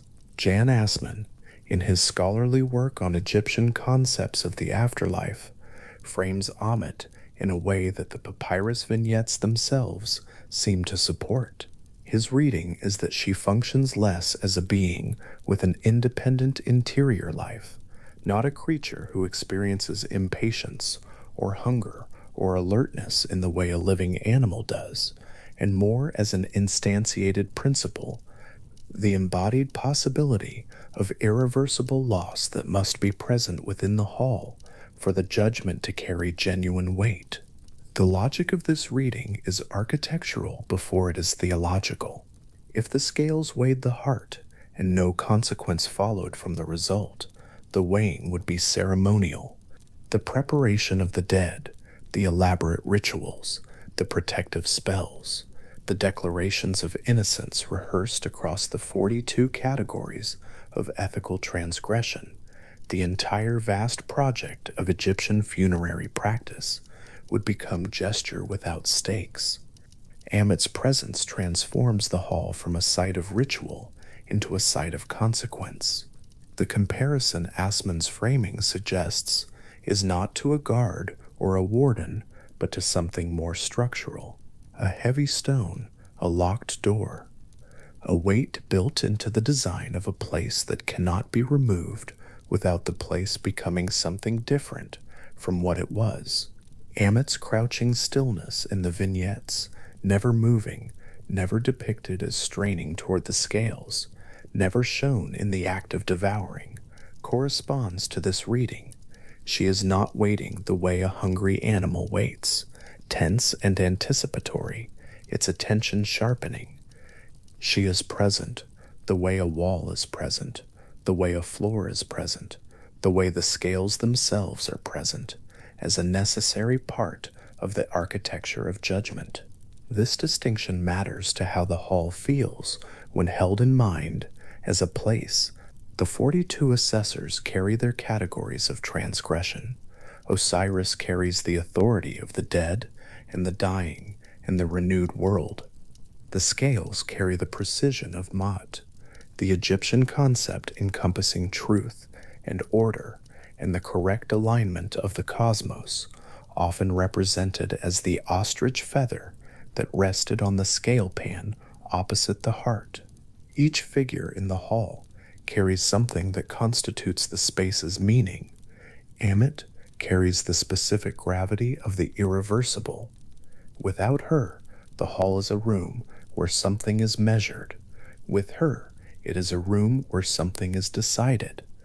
The heart that rests on the scale pan in the Hall of Two Truths is the asterisk ibnches. Asterisk, a word in the Egyptian language referring specifically to the physical heart, but carrying in funerary and religious contexts, a far wider range of meaning. The asterisk ib asterisk was understood to be the seat of personality, the container of memory, the organ through which a person experienced moral consciousness and felt the weight of their choices. In the Egyptian conception of the self, the human being was assembled from several distinct components: the asterisk ba, asterisk, the asterisk ka, asterisk, the asterisk ren, asterisk, and others, each one carrying a different aspect of identity, and each one requiring its own form of preservation and protection in the journey through death. The asterisk ib asterisk occupied a particular position among these components. It was the part of the self that could speak for the life that had been lived. It was also the part that could betray. Egyptian funerary texts include spells addressed directly to the heart, asking it not to testify against its owner in the Hall of Two Truths, not to recall accurately the transgressions that the soul was now declaring it had not committed. The existence of these spells reveals something about the Egyptian understanding of the asterisk ibal, asterisk that no amount of description quite captures. The heart was believed to be capable of independent witness. It had its own knowledge of what its owner had done and left undone across a lifetime, and the scales would weigh that knowledge against the feather of Mot, the feather representing the correct order of things, the alignment of a life with the ethical architecture of the cosmos.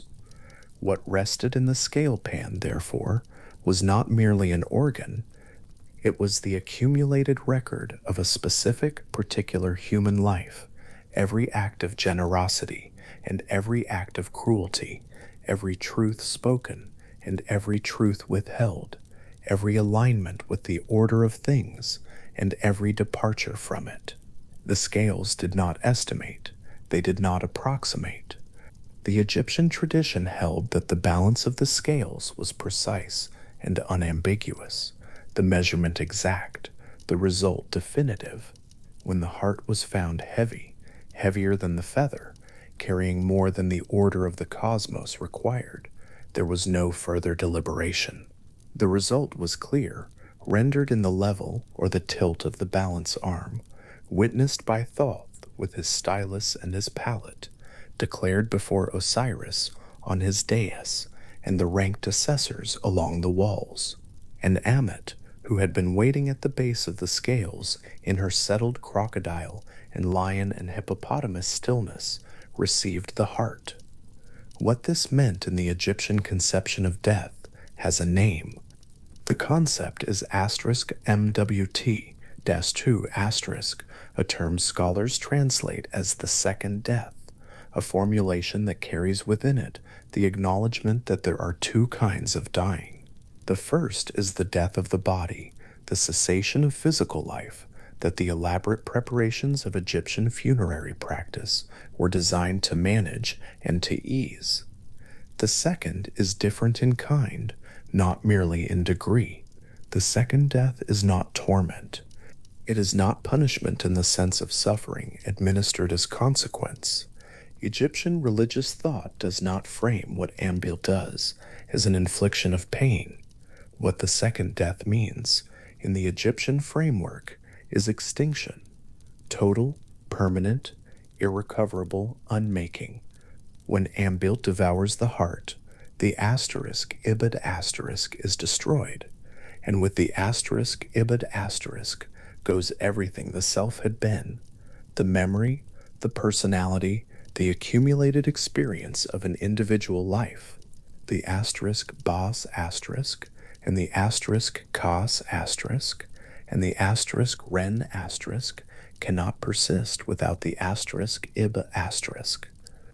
The whole assembled structure of a person, everything that made a particular human being recognizable as themselves across a lifetime, and that the funerary rites had labored to preserve through the transition of death, ceases, not in the sense of transformation or dispersal, in the sense of permanent absence. The Egyptian tradition named this second death gave it a concept, made it doctrinally distinct from the first death that everyone underwent. This naming is significant. To have a name for a thing is to have thought carefully enough about it to require the precision of a name. The scribes who wrote *MWT-2* in the funerary texts were not being casually frightening. They were being exact. The second death is what happens when the record of a life, weighed against the order of the cosmos, is found to have departed from that order beyond the point at which the soul's transit through the duat could be completed. It is the answer to what becomes of a life that cannot be integrated into the structure of the world that follows death. The answer is, it does not persist. What gives this concept its particular quality, and what keeps it, in the calm measure of Egyptian religious history, at a distance from the horror that modern framing might reach for, is the degree to which the second death was understood as the exception rather than the rule. The entire architecture of Egyptian funerary practice was designed to prevent it. The * Book of the Dead * provided the spells and the declarations and the protective knowledge that a soul needed in order to navigate the judgment successfully. The preparation of the body, the provision of grave goods, the construction of tombs, the maintenance of mortuary cults by surviving family members, all of this constituted a collective investment in ensuring that the soul arrived in the Hall of Two Truths, equipped to pass the weighing. The existence of the second death gave this preparation its stakes, but the preparation was understood to be effective, the outcome navigable, the journey through the hall manageable by a soul that had lived correctly and been correctly prepared. Ammit, in this framework, is not a figure of inevitable doom. She is a figure of the consequence that follows a specific outcome, an outcome the entire elaborate structure of Egyptian funerary culture was oriented toward preventing. The preparations worked. The spells were effective. The body was preserved. The heart was protected. The declarations were rehearsed. And in the hall, the scales tipped in favor of the soul, and Ammit sat motionless at the base of the balance, while Thoth recorded the result, and Osiris received the justified dead into the eternal realm. The crouching stillness that painters gave her in vignette after vignette was not the stillness of restraint, not a creature held back from what it would otherwise do. It was the stillness of a being whose function is defined by the possibility of its necessity rather than its constant exercise, a threshold that must exist for the passage through it to mean anything, a weight that makes the scales capable of measuring. When the hall is held in this way, not as a site of terror, but as a site of consequence, a room whose elaborate architecture was designed to be traversed successfully by the properly prepared dead, it becomes possible to rest inside its image. The long room, the assessors at the walls, each one presiding over a different category of the moral life. Osiris at the far end, elevated, green, receiving.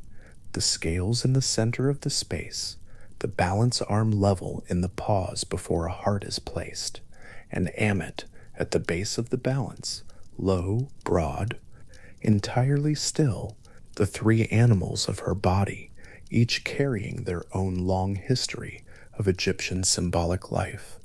The Nile creature and the desert boundary and the great-bodied marsh animal held together in a crouching composite form that Egyptian painters returned to across centuries because it was accurate, because it was exactly right for what she was and where she was and what she embodied. The hall is quiet between judgments. This is, in some sense, how the papyrus vignettes always show it, not in the middle of an event, but in the structure of a scene that exists slightly outside of motion, a moment that reads as eternal present rather than documented action. The soul being weighed is generally present in these images, but the moment rendered is not the moment of weighing. so much as the architecture of the weighing, the participants in their places, the instruments prepared, the result not yet arrived at. Ammit in this moment is simply there, her crocodile head oriented toward the scales, her lion chest holding its stillness, her hippopotamus haunches broad and low against the floor. The concept of the second death gives her waiting its weight. Without asterisk mud WT2, asterisk, the hall is a room where something formal and elaborate occurs. With it, the hall is a room where the stakes of a life are made visible and exact, where the accumulated moral content of a human existence is set in the one pan of a balance, and the principle of cosmic order is set in the other, and where the result, whichever way it goes, is irrevocable. Ammit is the irrevocability. She is not the scales, and she is not the feather, and she is not the recorder of the result. She is what makes the result permanent. There is something in the Egyptian framing of this that holds a kind of cleanness. Not comfort, exactly, but a precision that is its own form of clarity. The tradition held that the cosmos had an order, Ma'at, the alignment of the world with what was correct and true and balanced, and that a life could be lived in accordance with that order or in departure from it, and that death was the moment when the degree of alignment or departure was measured exactly. This is a cosmology that takes the moral content of a life seriously enough to weigh it, seriously enough to build a hall for the weighing, seriously enough to place beside the scales a creature who embodies the permanence of the result. Assman's formulation comes back here, Ammit as an instantiated principle, the embodied possibility of destruction that must be present for the judgment to have genuine stakes. The principle she instantiates is not cruelty or chaos or punishment as an act of power. It is simply permanence, the acknowledgement that not everything can be integrated into what continues, that a life lived in sustained departure from the order of things has moved itself, through its own accumulated weight, past the point at which the cosmos can absorb it. Ammit does not pursue, she does not hunt. She waits beside the scales, and the scales do the measuring, and the result comes to her. The hall in the Nolit's landscape of 12 hours is one space among many. The 12 regions of the Dalits each carry their own specific geography, their own gates, and their own guardians, and their own darkness or fire or water. The solar bark of Ra passes through all of them in order, meeting resistance and passing through it, so that the sun can rise again each morning in the world above. This nightly passage was one of the central cosmological rhythms of the Egyptian universe, a renewal so reliable that the entire civilization was structured in part around its certainty. The dead moved through this same landscape, the asterisk Book of the Dead spells, providing the navigational knowledge required to pass each gate and satisfy each guardian. Within this movement, the Hall of Two Truths holds a particular stillness. It is a room where time is suspended in the act of measurement. The moving soul arrives, the heart is placed in the scale pan, and in that moment, the hall exists outside the regular motion of the duat's 12-hour rhythm.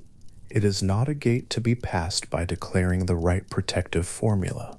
It is a place where the whole of a life is held up and examined, and the result of that examination either allows the journey to continue or ends the journey permanently. Ammit's crouching figure at the base of the scales is the embodied form of that ending. Patient, settled, broad and low, her hippopotamus haunches carry a weight of their own, grounding the back half of her body with the kind of mass that does not shift easily. Her lion forelegs and chest carry the compact, controlled solidity that Egyptian artists gave to guardian figures, not attacking, but holding ground, occupying space with a density that cannot be moved through. Her crocodile head is oriented forward toward the scales above her, the long jaw low, the attention complete and quiet. She has been rendered this way in every significant surviving depiction: the papyrus of Annie, the tomb of Userhat, the papyrus of Hunifer. The Greenfield papyrus, produced centuries after Annie and Hunifer, and still returning to the same posture, the same position at the base of the scales, the same crouching stillness. Across the whole span of the New Kingdom and into the Third Intermediate Period and the Ptolemaic era, the Egyptian painters and scribes who depicted the Hall of Two Truths placed Ammit in this same pose without exception. They did not experiment with her posture. They did not render her standing or moving or in any attitude of active pursuit.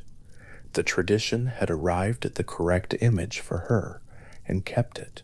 What the tradition understood and what the consistent posture communicates is that waiting is her nature, not a temporary state she occupies between acts of devouring, not the stillness of a creature at rest between moments of motion. Waiting as a permanent condition, as the specific and essential thing she does. The hall exists as a threshold through which the properly prepared soul can pass. Ammit exists as the presence that gives the threshold its weight.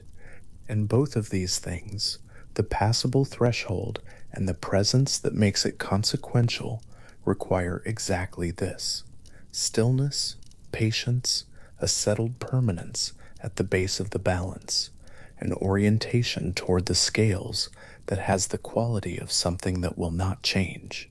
The Asterisk Book of the Dead, asterisk as a funerary text, was above all a book of preparation. Its spells and its declarations and its detailed topography of the underworld were given to the dead as navigational tools, as protective knowledge, as the means by which a soul might successfully make the transit through the duat and emerge into the eternal realm that waited on the other side of the hall's judgment. The soul that arrived in the Hall of Two Truths with Chapter 125's declarations prepared, the negative confessions, the statements of innocence across each of the 42 categories, arrived equipped. The heart that had accumulated the weight of a life lived in accordance with the order of the cosmos arrived ready for the scales. This is the context in which Ammit's patience makes its fullest sense. The hall was designed for successful passage. The entire elaborate structure of Egyptian mortuary culture, the ritual, the spell, the prepared tomb, the preserved body, the mortuary priest who continued to speak the necessary words for the deceased, was oriented toward ensuring that when the heart was placed in the scale pan, the balance arm tipped toward life and continuation and the eternal realm where Osiris received the justified dead. Ammit waited, but the tradition's deepest expectation, supported by everything the living could do for the dying and the dead, was that the scales would hold, the heart would be found light, and she would remain waiting, motionless at the base of the balance, while the soul moved forward. The hall is quiet in this image. The long room, the ranked assessors, the scales in the center, Osiris at the far end receiving, and Ammit below, settled and still, the consequence that makes the whole elaborate ceremony mean what it means, not because she acts frequently, but because she could, because her presence beside the scales is the thing that transforms measurement into judgment, ceremony into consequence, preparation into necessity. The second death, named and theorized and carefully placed within the Egyptian understanding of what dying could mean, is what her waiting holds. The Egyptian tradition thought carefully enough about extinction to give it its own term, to distinguish it from the ordinary death of the body, to recognize that there was a kind of ending beyond the first ending that was qualitatively different, not further along the same road, but a departure from the road entirely, and it placed this concept in a room, gave it a hall, built the hall inside the 12-hour geography of the underworld, put a creature beside the scales. Ammit holds the second death, the way a structure holds the weight it was built to carry, not under strain, not visibly, simply by being what it is in the place it occupies, oriented toward the thing it was made to receive. The hall remains quiet around her, between judgments, between the arrival of one soul and the next. The balance arm rests level. The feather of Ma'at waits in its pan. The 42 assessors hold their categories of the moral life. Osiris sits elevated in his green and white, the authority of what comes after death settled in his posture as it settled in his myth, and Ammit crouches at the base of the scales, patient and low, her 3 animal bodies at rest, her crocodile head facing the balance. What she waits for in the Egyptian understanding was the proof that a life had moved past what the cosmos could carry forward.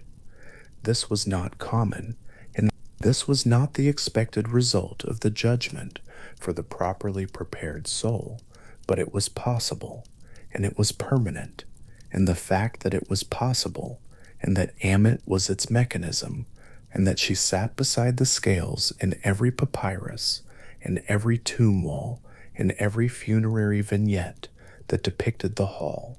This was precisely what gave the preparation of the dead its urgency, and the Hall of Two Truths its particular quality of charged stillness.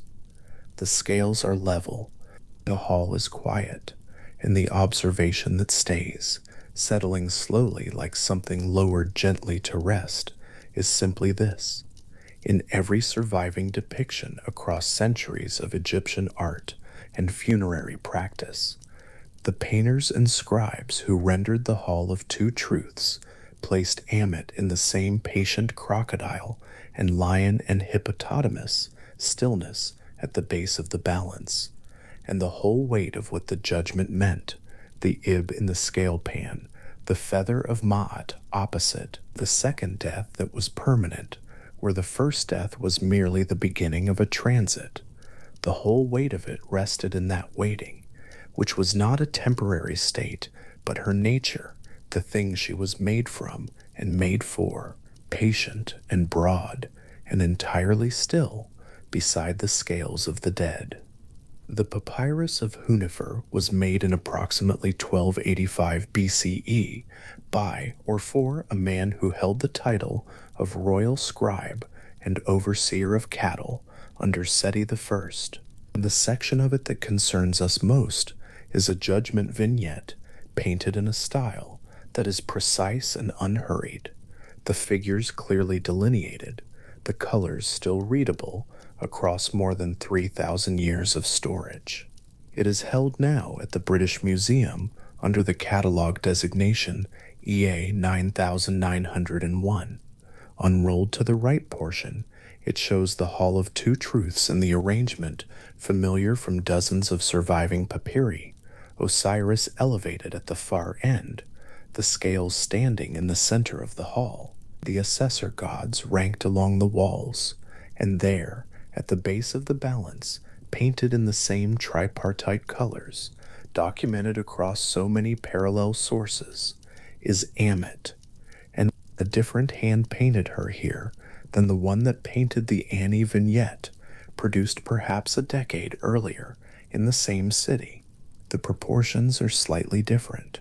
The crocodile head is rendered with a marginally different degree of care than in Annie, the body perhaps fractionally more elongated, the boundary between lion and hippopotamus easing in a way particular to this painter's approach, and yet the creature is immediately, unmistakably the same one, arrived at not by copying, but by drawing from the same established visual tradition, the same shared understanding of what she looked like, held between workshops, and passed along by professional scribes who knew their subject well. This is one of the quieter pleasures of studying the material record that ancient Egypt left behind.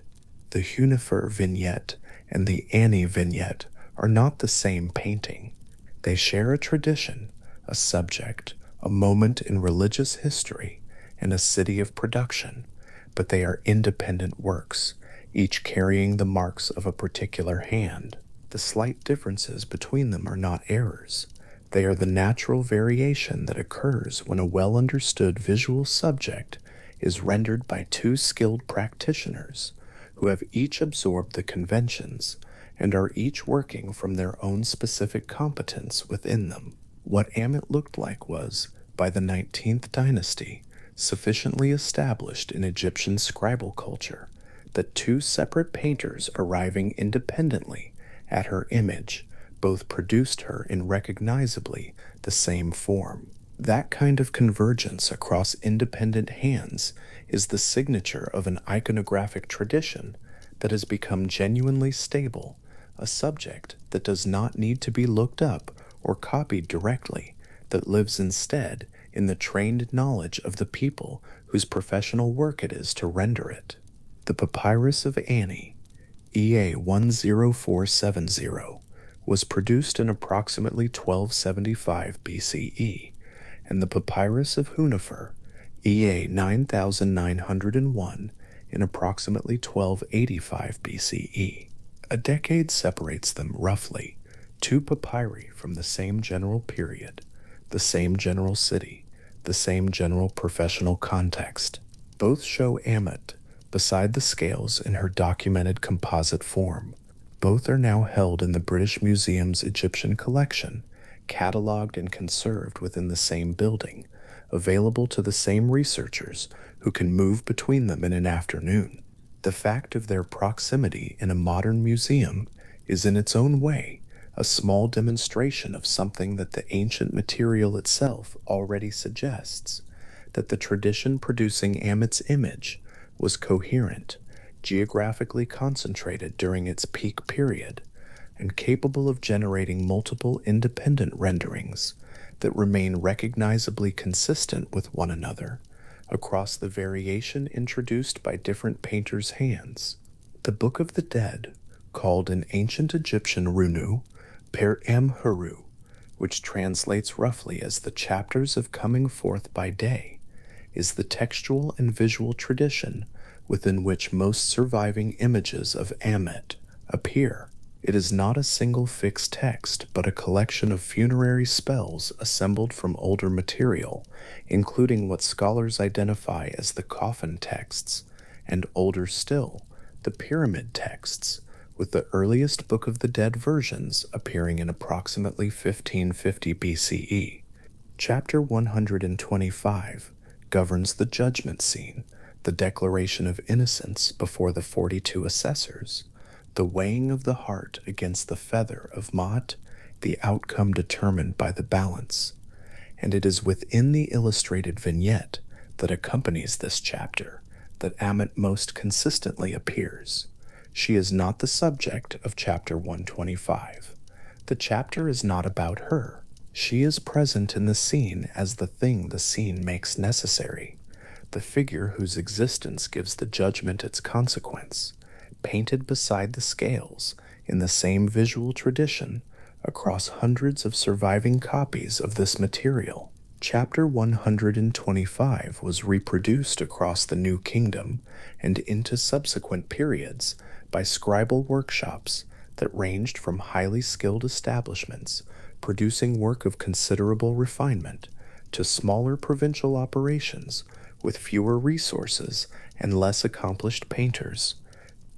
The variation in quality across surviving examples is significant. In the finer papyri, Ammit is rendered with the kind of careful attention visible in the Ani and Hunifer examples, her three animal sections clearly differentiated by color and proportion, her crocodile teeth individually rendered, her posture captured with enough specificity that the patient quality of her stillness reads immediately. In lesser papyri, produced by workshops with less training or fewer pigments or more constrained time, her image simplifies. The crocodile head may be abbreviated to a shorter, broader shape that captures the general impression without the individual dental detail. The lion section may be rendered without a mane, the characteristic feature omitted or reduced to a suggestion. The hippopotamus rear may be indicated with broader, less particular strokes that convey mass without the close attention to the specific weight of the animal that a finer workshop would bring. And yet, even in these simplified versions, Ammit is identifiable. The essential structure of her form, the front and back composition of three animals combined, the orientation toward the scales, the seated or crouching posture at the base of the balance, persists across the range of quality, from the finest royal scribe's papyrus to the most abbreviated provincial copy, because the structure is what carries the identity. The Greenfield Papyrus is a different kind of document from Ani and Hunefer both.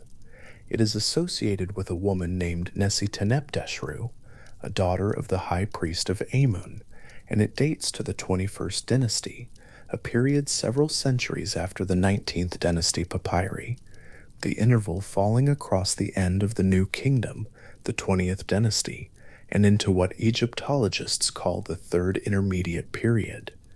This is not a small gap in time. The political structures of Egypt shifted substantially across these centuries. The balance of power between the royal house and the priestly institutions changed. The geographic center of administrative gravity moved at different points between different cities. The material culture of Egyptian religious life adapted in various ways to these shifting conditions.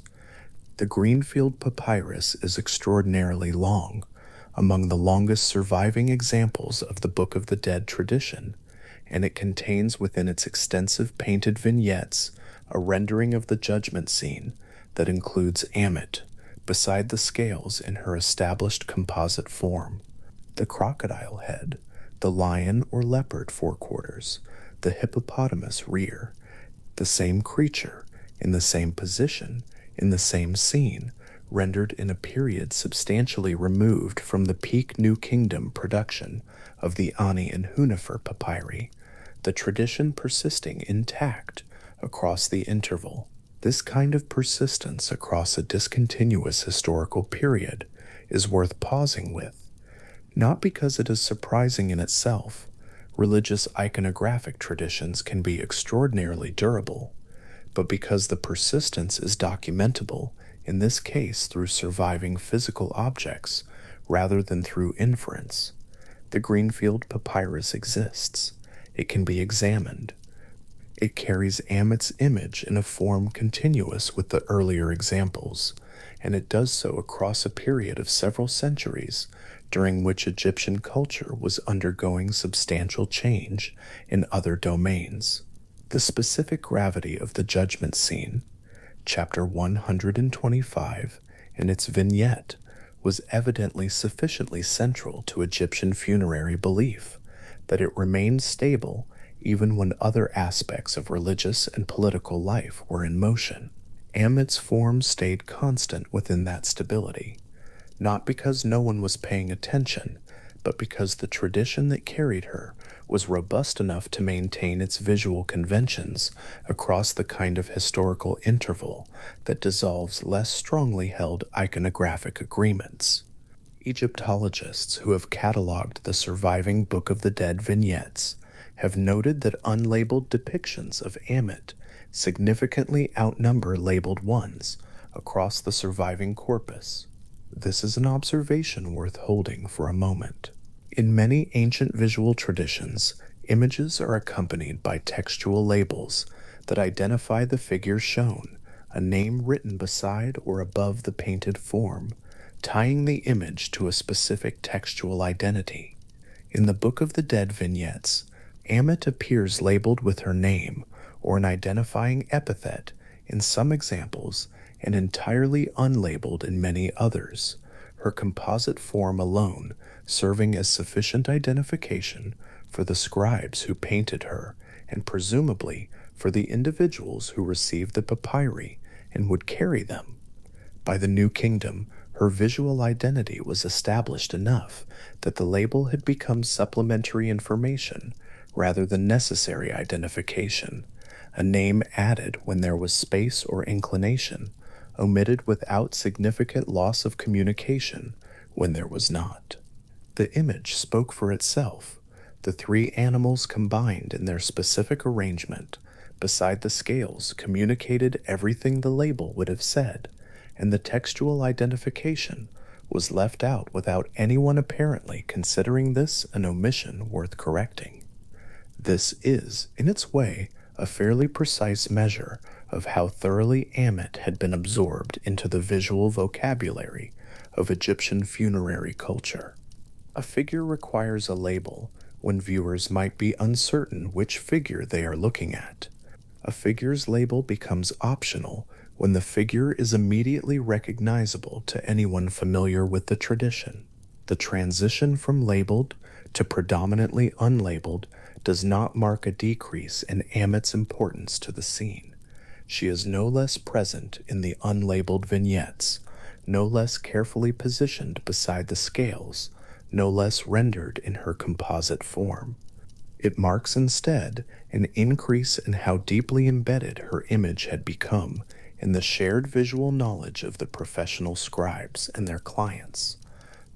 She had been painted often enough by enough different hands in enough different copies of the same essential scene that her form had settled into the category of things that do not need explaining because everyone who would see them already knows what they are. The workshops that produced the Book of the Dead papyri were professional operations, and the scribes and painters who staffed them were trained craftspeople operating within established conventions that they had learned through apprenticeship and refined through practice. The Book of the Dead was a commodity as well as a sacred text, a document that the living purchased for the dead, produced in varying degrees of quality and expense, with the highest quality examples involving skilled calligraphy, carefully prepared papyrus, refined pigments, and experienced painters who could render the complex vignettes with precision and detail. Lesser workshops produced lesser results, but they worked from the same textual and visual tradition, using the same established chapter sequence and the same conventional scene arrangements. Ammit's position in the Judgment vignette was one of those conventions.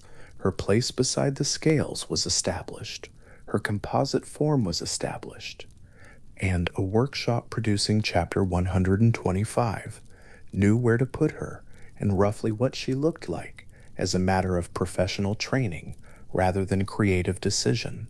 The implication of this considered over the centuries across which the Book of the Dead tradition was maintained is that Ammit's image was transmitted primarily through professional practice, through the teaching of one generation of workshop scribes by the previous generation, and through the accumulated visual experience of painters who had rendered her in dozens or hundreds of Judgment vignettes over the course of their working lives. She was not transmitted by a single canonical image that everyone copied. The variation across surviving examples makes this clear. She was too consistently present across too many independently produced copies, with too much individual variation in detail, for the tradition to have been maintained by direct copying of a single source. She was transmitted instead by a shared understanding, absorbed through training and practice, of what the Judgment scene looked like, and what each figure in it was, and where each one went. This kind of transmission is more durable than the preservation of a single model, because it does not depend on any one document's survival. It lives in the trained knowledge of the practitioners themselves, passed forward through the structure of professional apprenticeship, renewed with each generation of scribes who learned to paint the Judgment scene by watching experienced hands render it, and then rendering it themselves. Beyond the papyri, Ammit appears in tomb contexts, in wall paintings and decorated surfaces where the judgment scene was rendered as part of the larger program of funerary imagery that accompanied the wealthy dead into their prepared burial spaces.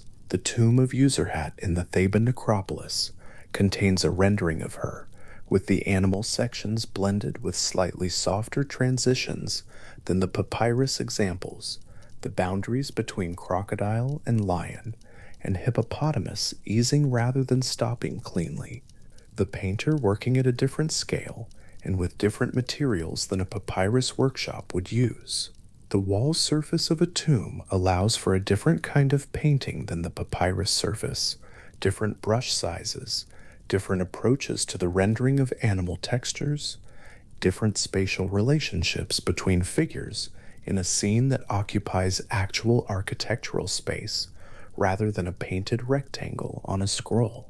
Ammit in tomb contexts is recognizably the same creature as Ammit on papyrus, but she carries the specific qualities of the medium she was painted in: the scale, the material, the architectural context, all leaving their traces in the rendering. This diversity of material contexts, papyrus scrolls of varying quality, tomb walls, coffin decorations, and the range of contexts in which the judgment scene appeared, represents the breadth of the tradition that maintained her image. She was not confined to a single type of document, or a single type of surface, or a single type of patron. The Ani papyrus was produced for an individual of some means and status. The Greenfield papyrus was produced for the daughter of a high priest. Simpler papyri were produced for individuals of more modest social position, with workshops calibrating their quality and their expense to what the patron could afford. The tomb of Userhat belonged to a person of sufficient resources to commission painted tomb decoration. Across this range of social positions and material contexts, Ammit appeared consistently in her established role, beside the scales, her presence in the judgment scene apparently considered essential, regardless of the overall level of elaboration the patron could afford. In a simplified vignette with fewer figures and less careful rendering, she was still there. In the most elaborate examples, she was rendered with the greatest attention to her specific animal forms, but in both cases she was present. The Ptolemaic era, which ran from 305 BCE to 30 BCE, brought Greek cultural influence into Egyptian religious life in forms that were significant and in some domains transformative. Alexandria was founded. Greek became the language of administration in the Delta cities. Hellenistic artistic conventions began to appear in Egyptian material culture in various ways, and the relationship between Egyptian religious tradition and the incoming Greek frameworks was one of adaptation, negotiation, and in some respects genuine synthesis, producing hybrid forms that drew from both traditions. In this context of substantial cultural contact and transformation, the Book of the Dead tradition continued.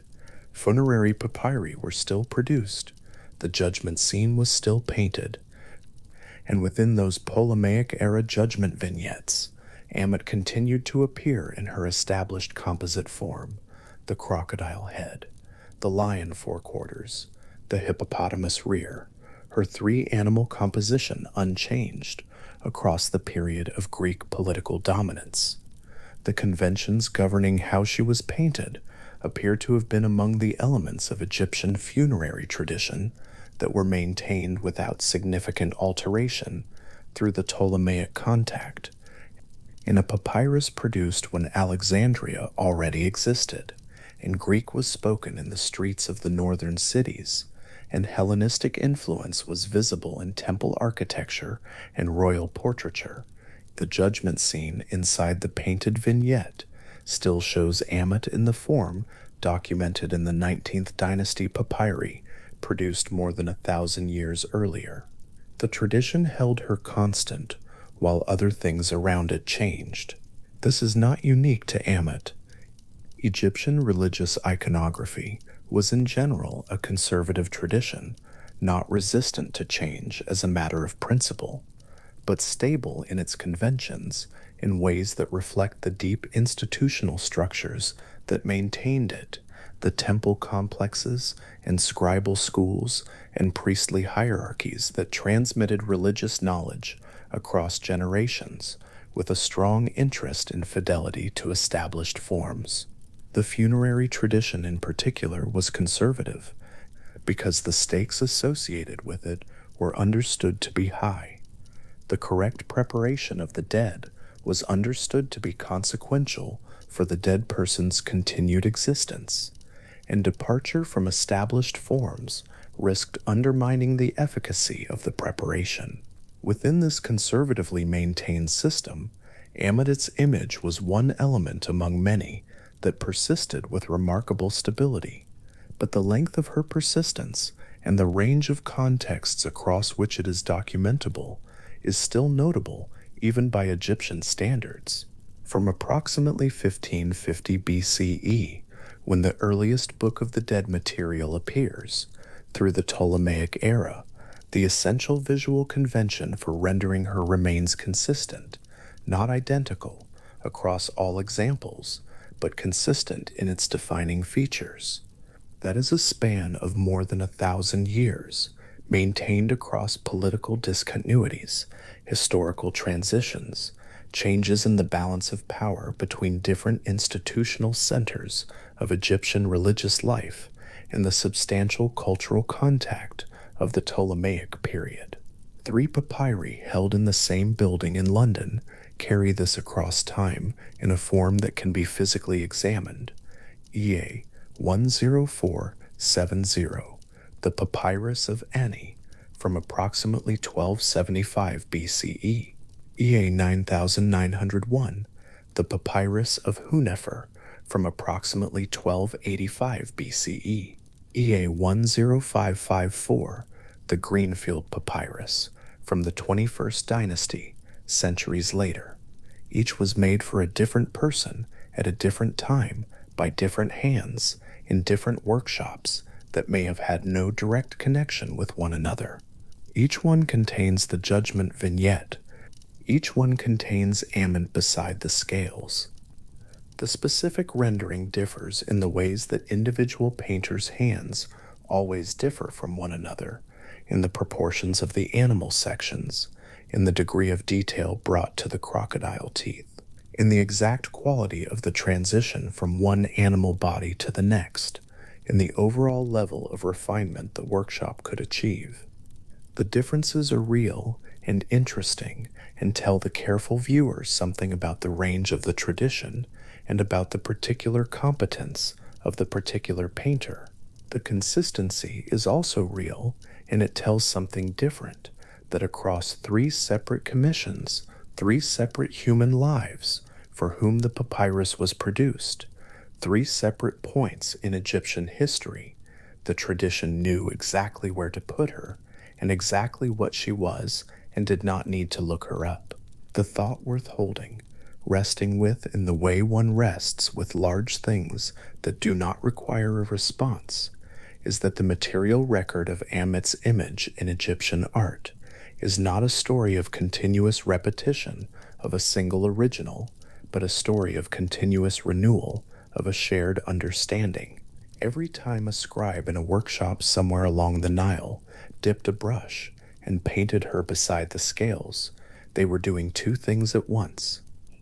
They were reproducing the conventional scene that Egyptian funerary culture required, fulfilling the professional obligation to the client who had paid for a copy of the Book of the Dead in the expectation of receiving the complete and efficacious document.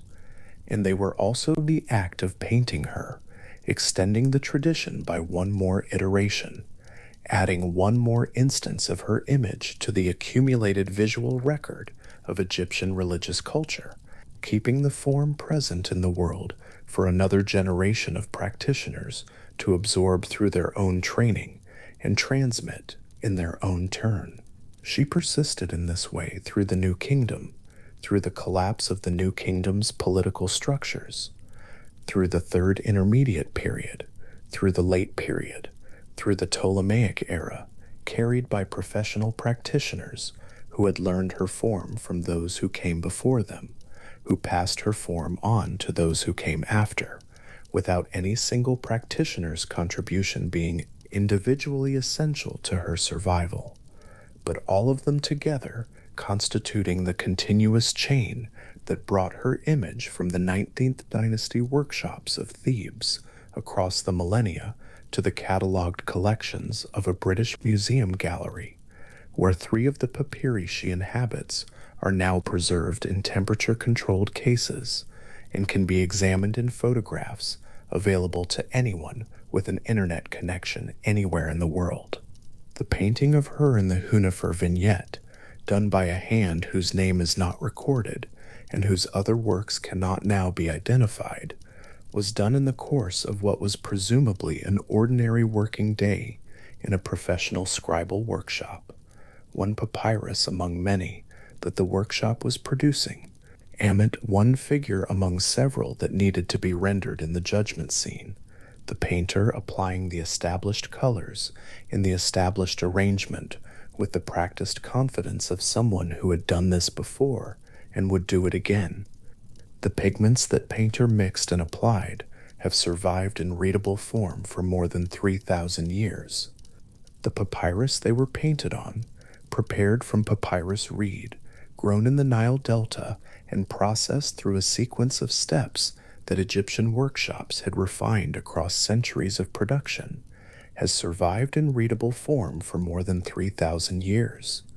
The figure of Ammit painted on that papyrus, the crocodile head angled forward, the tawny lion chest, the broad hippopotamus haunches settling the back half of her body with their characteristic low weight, has survived in readable form for more than 3,000 years.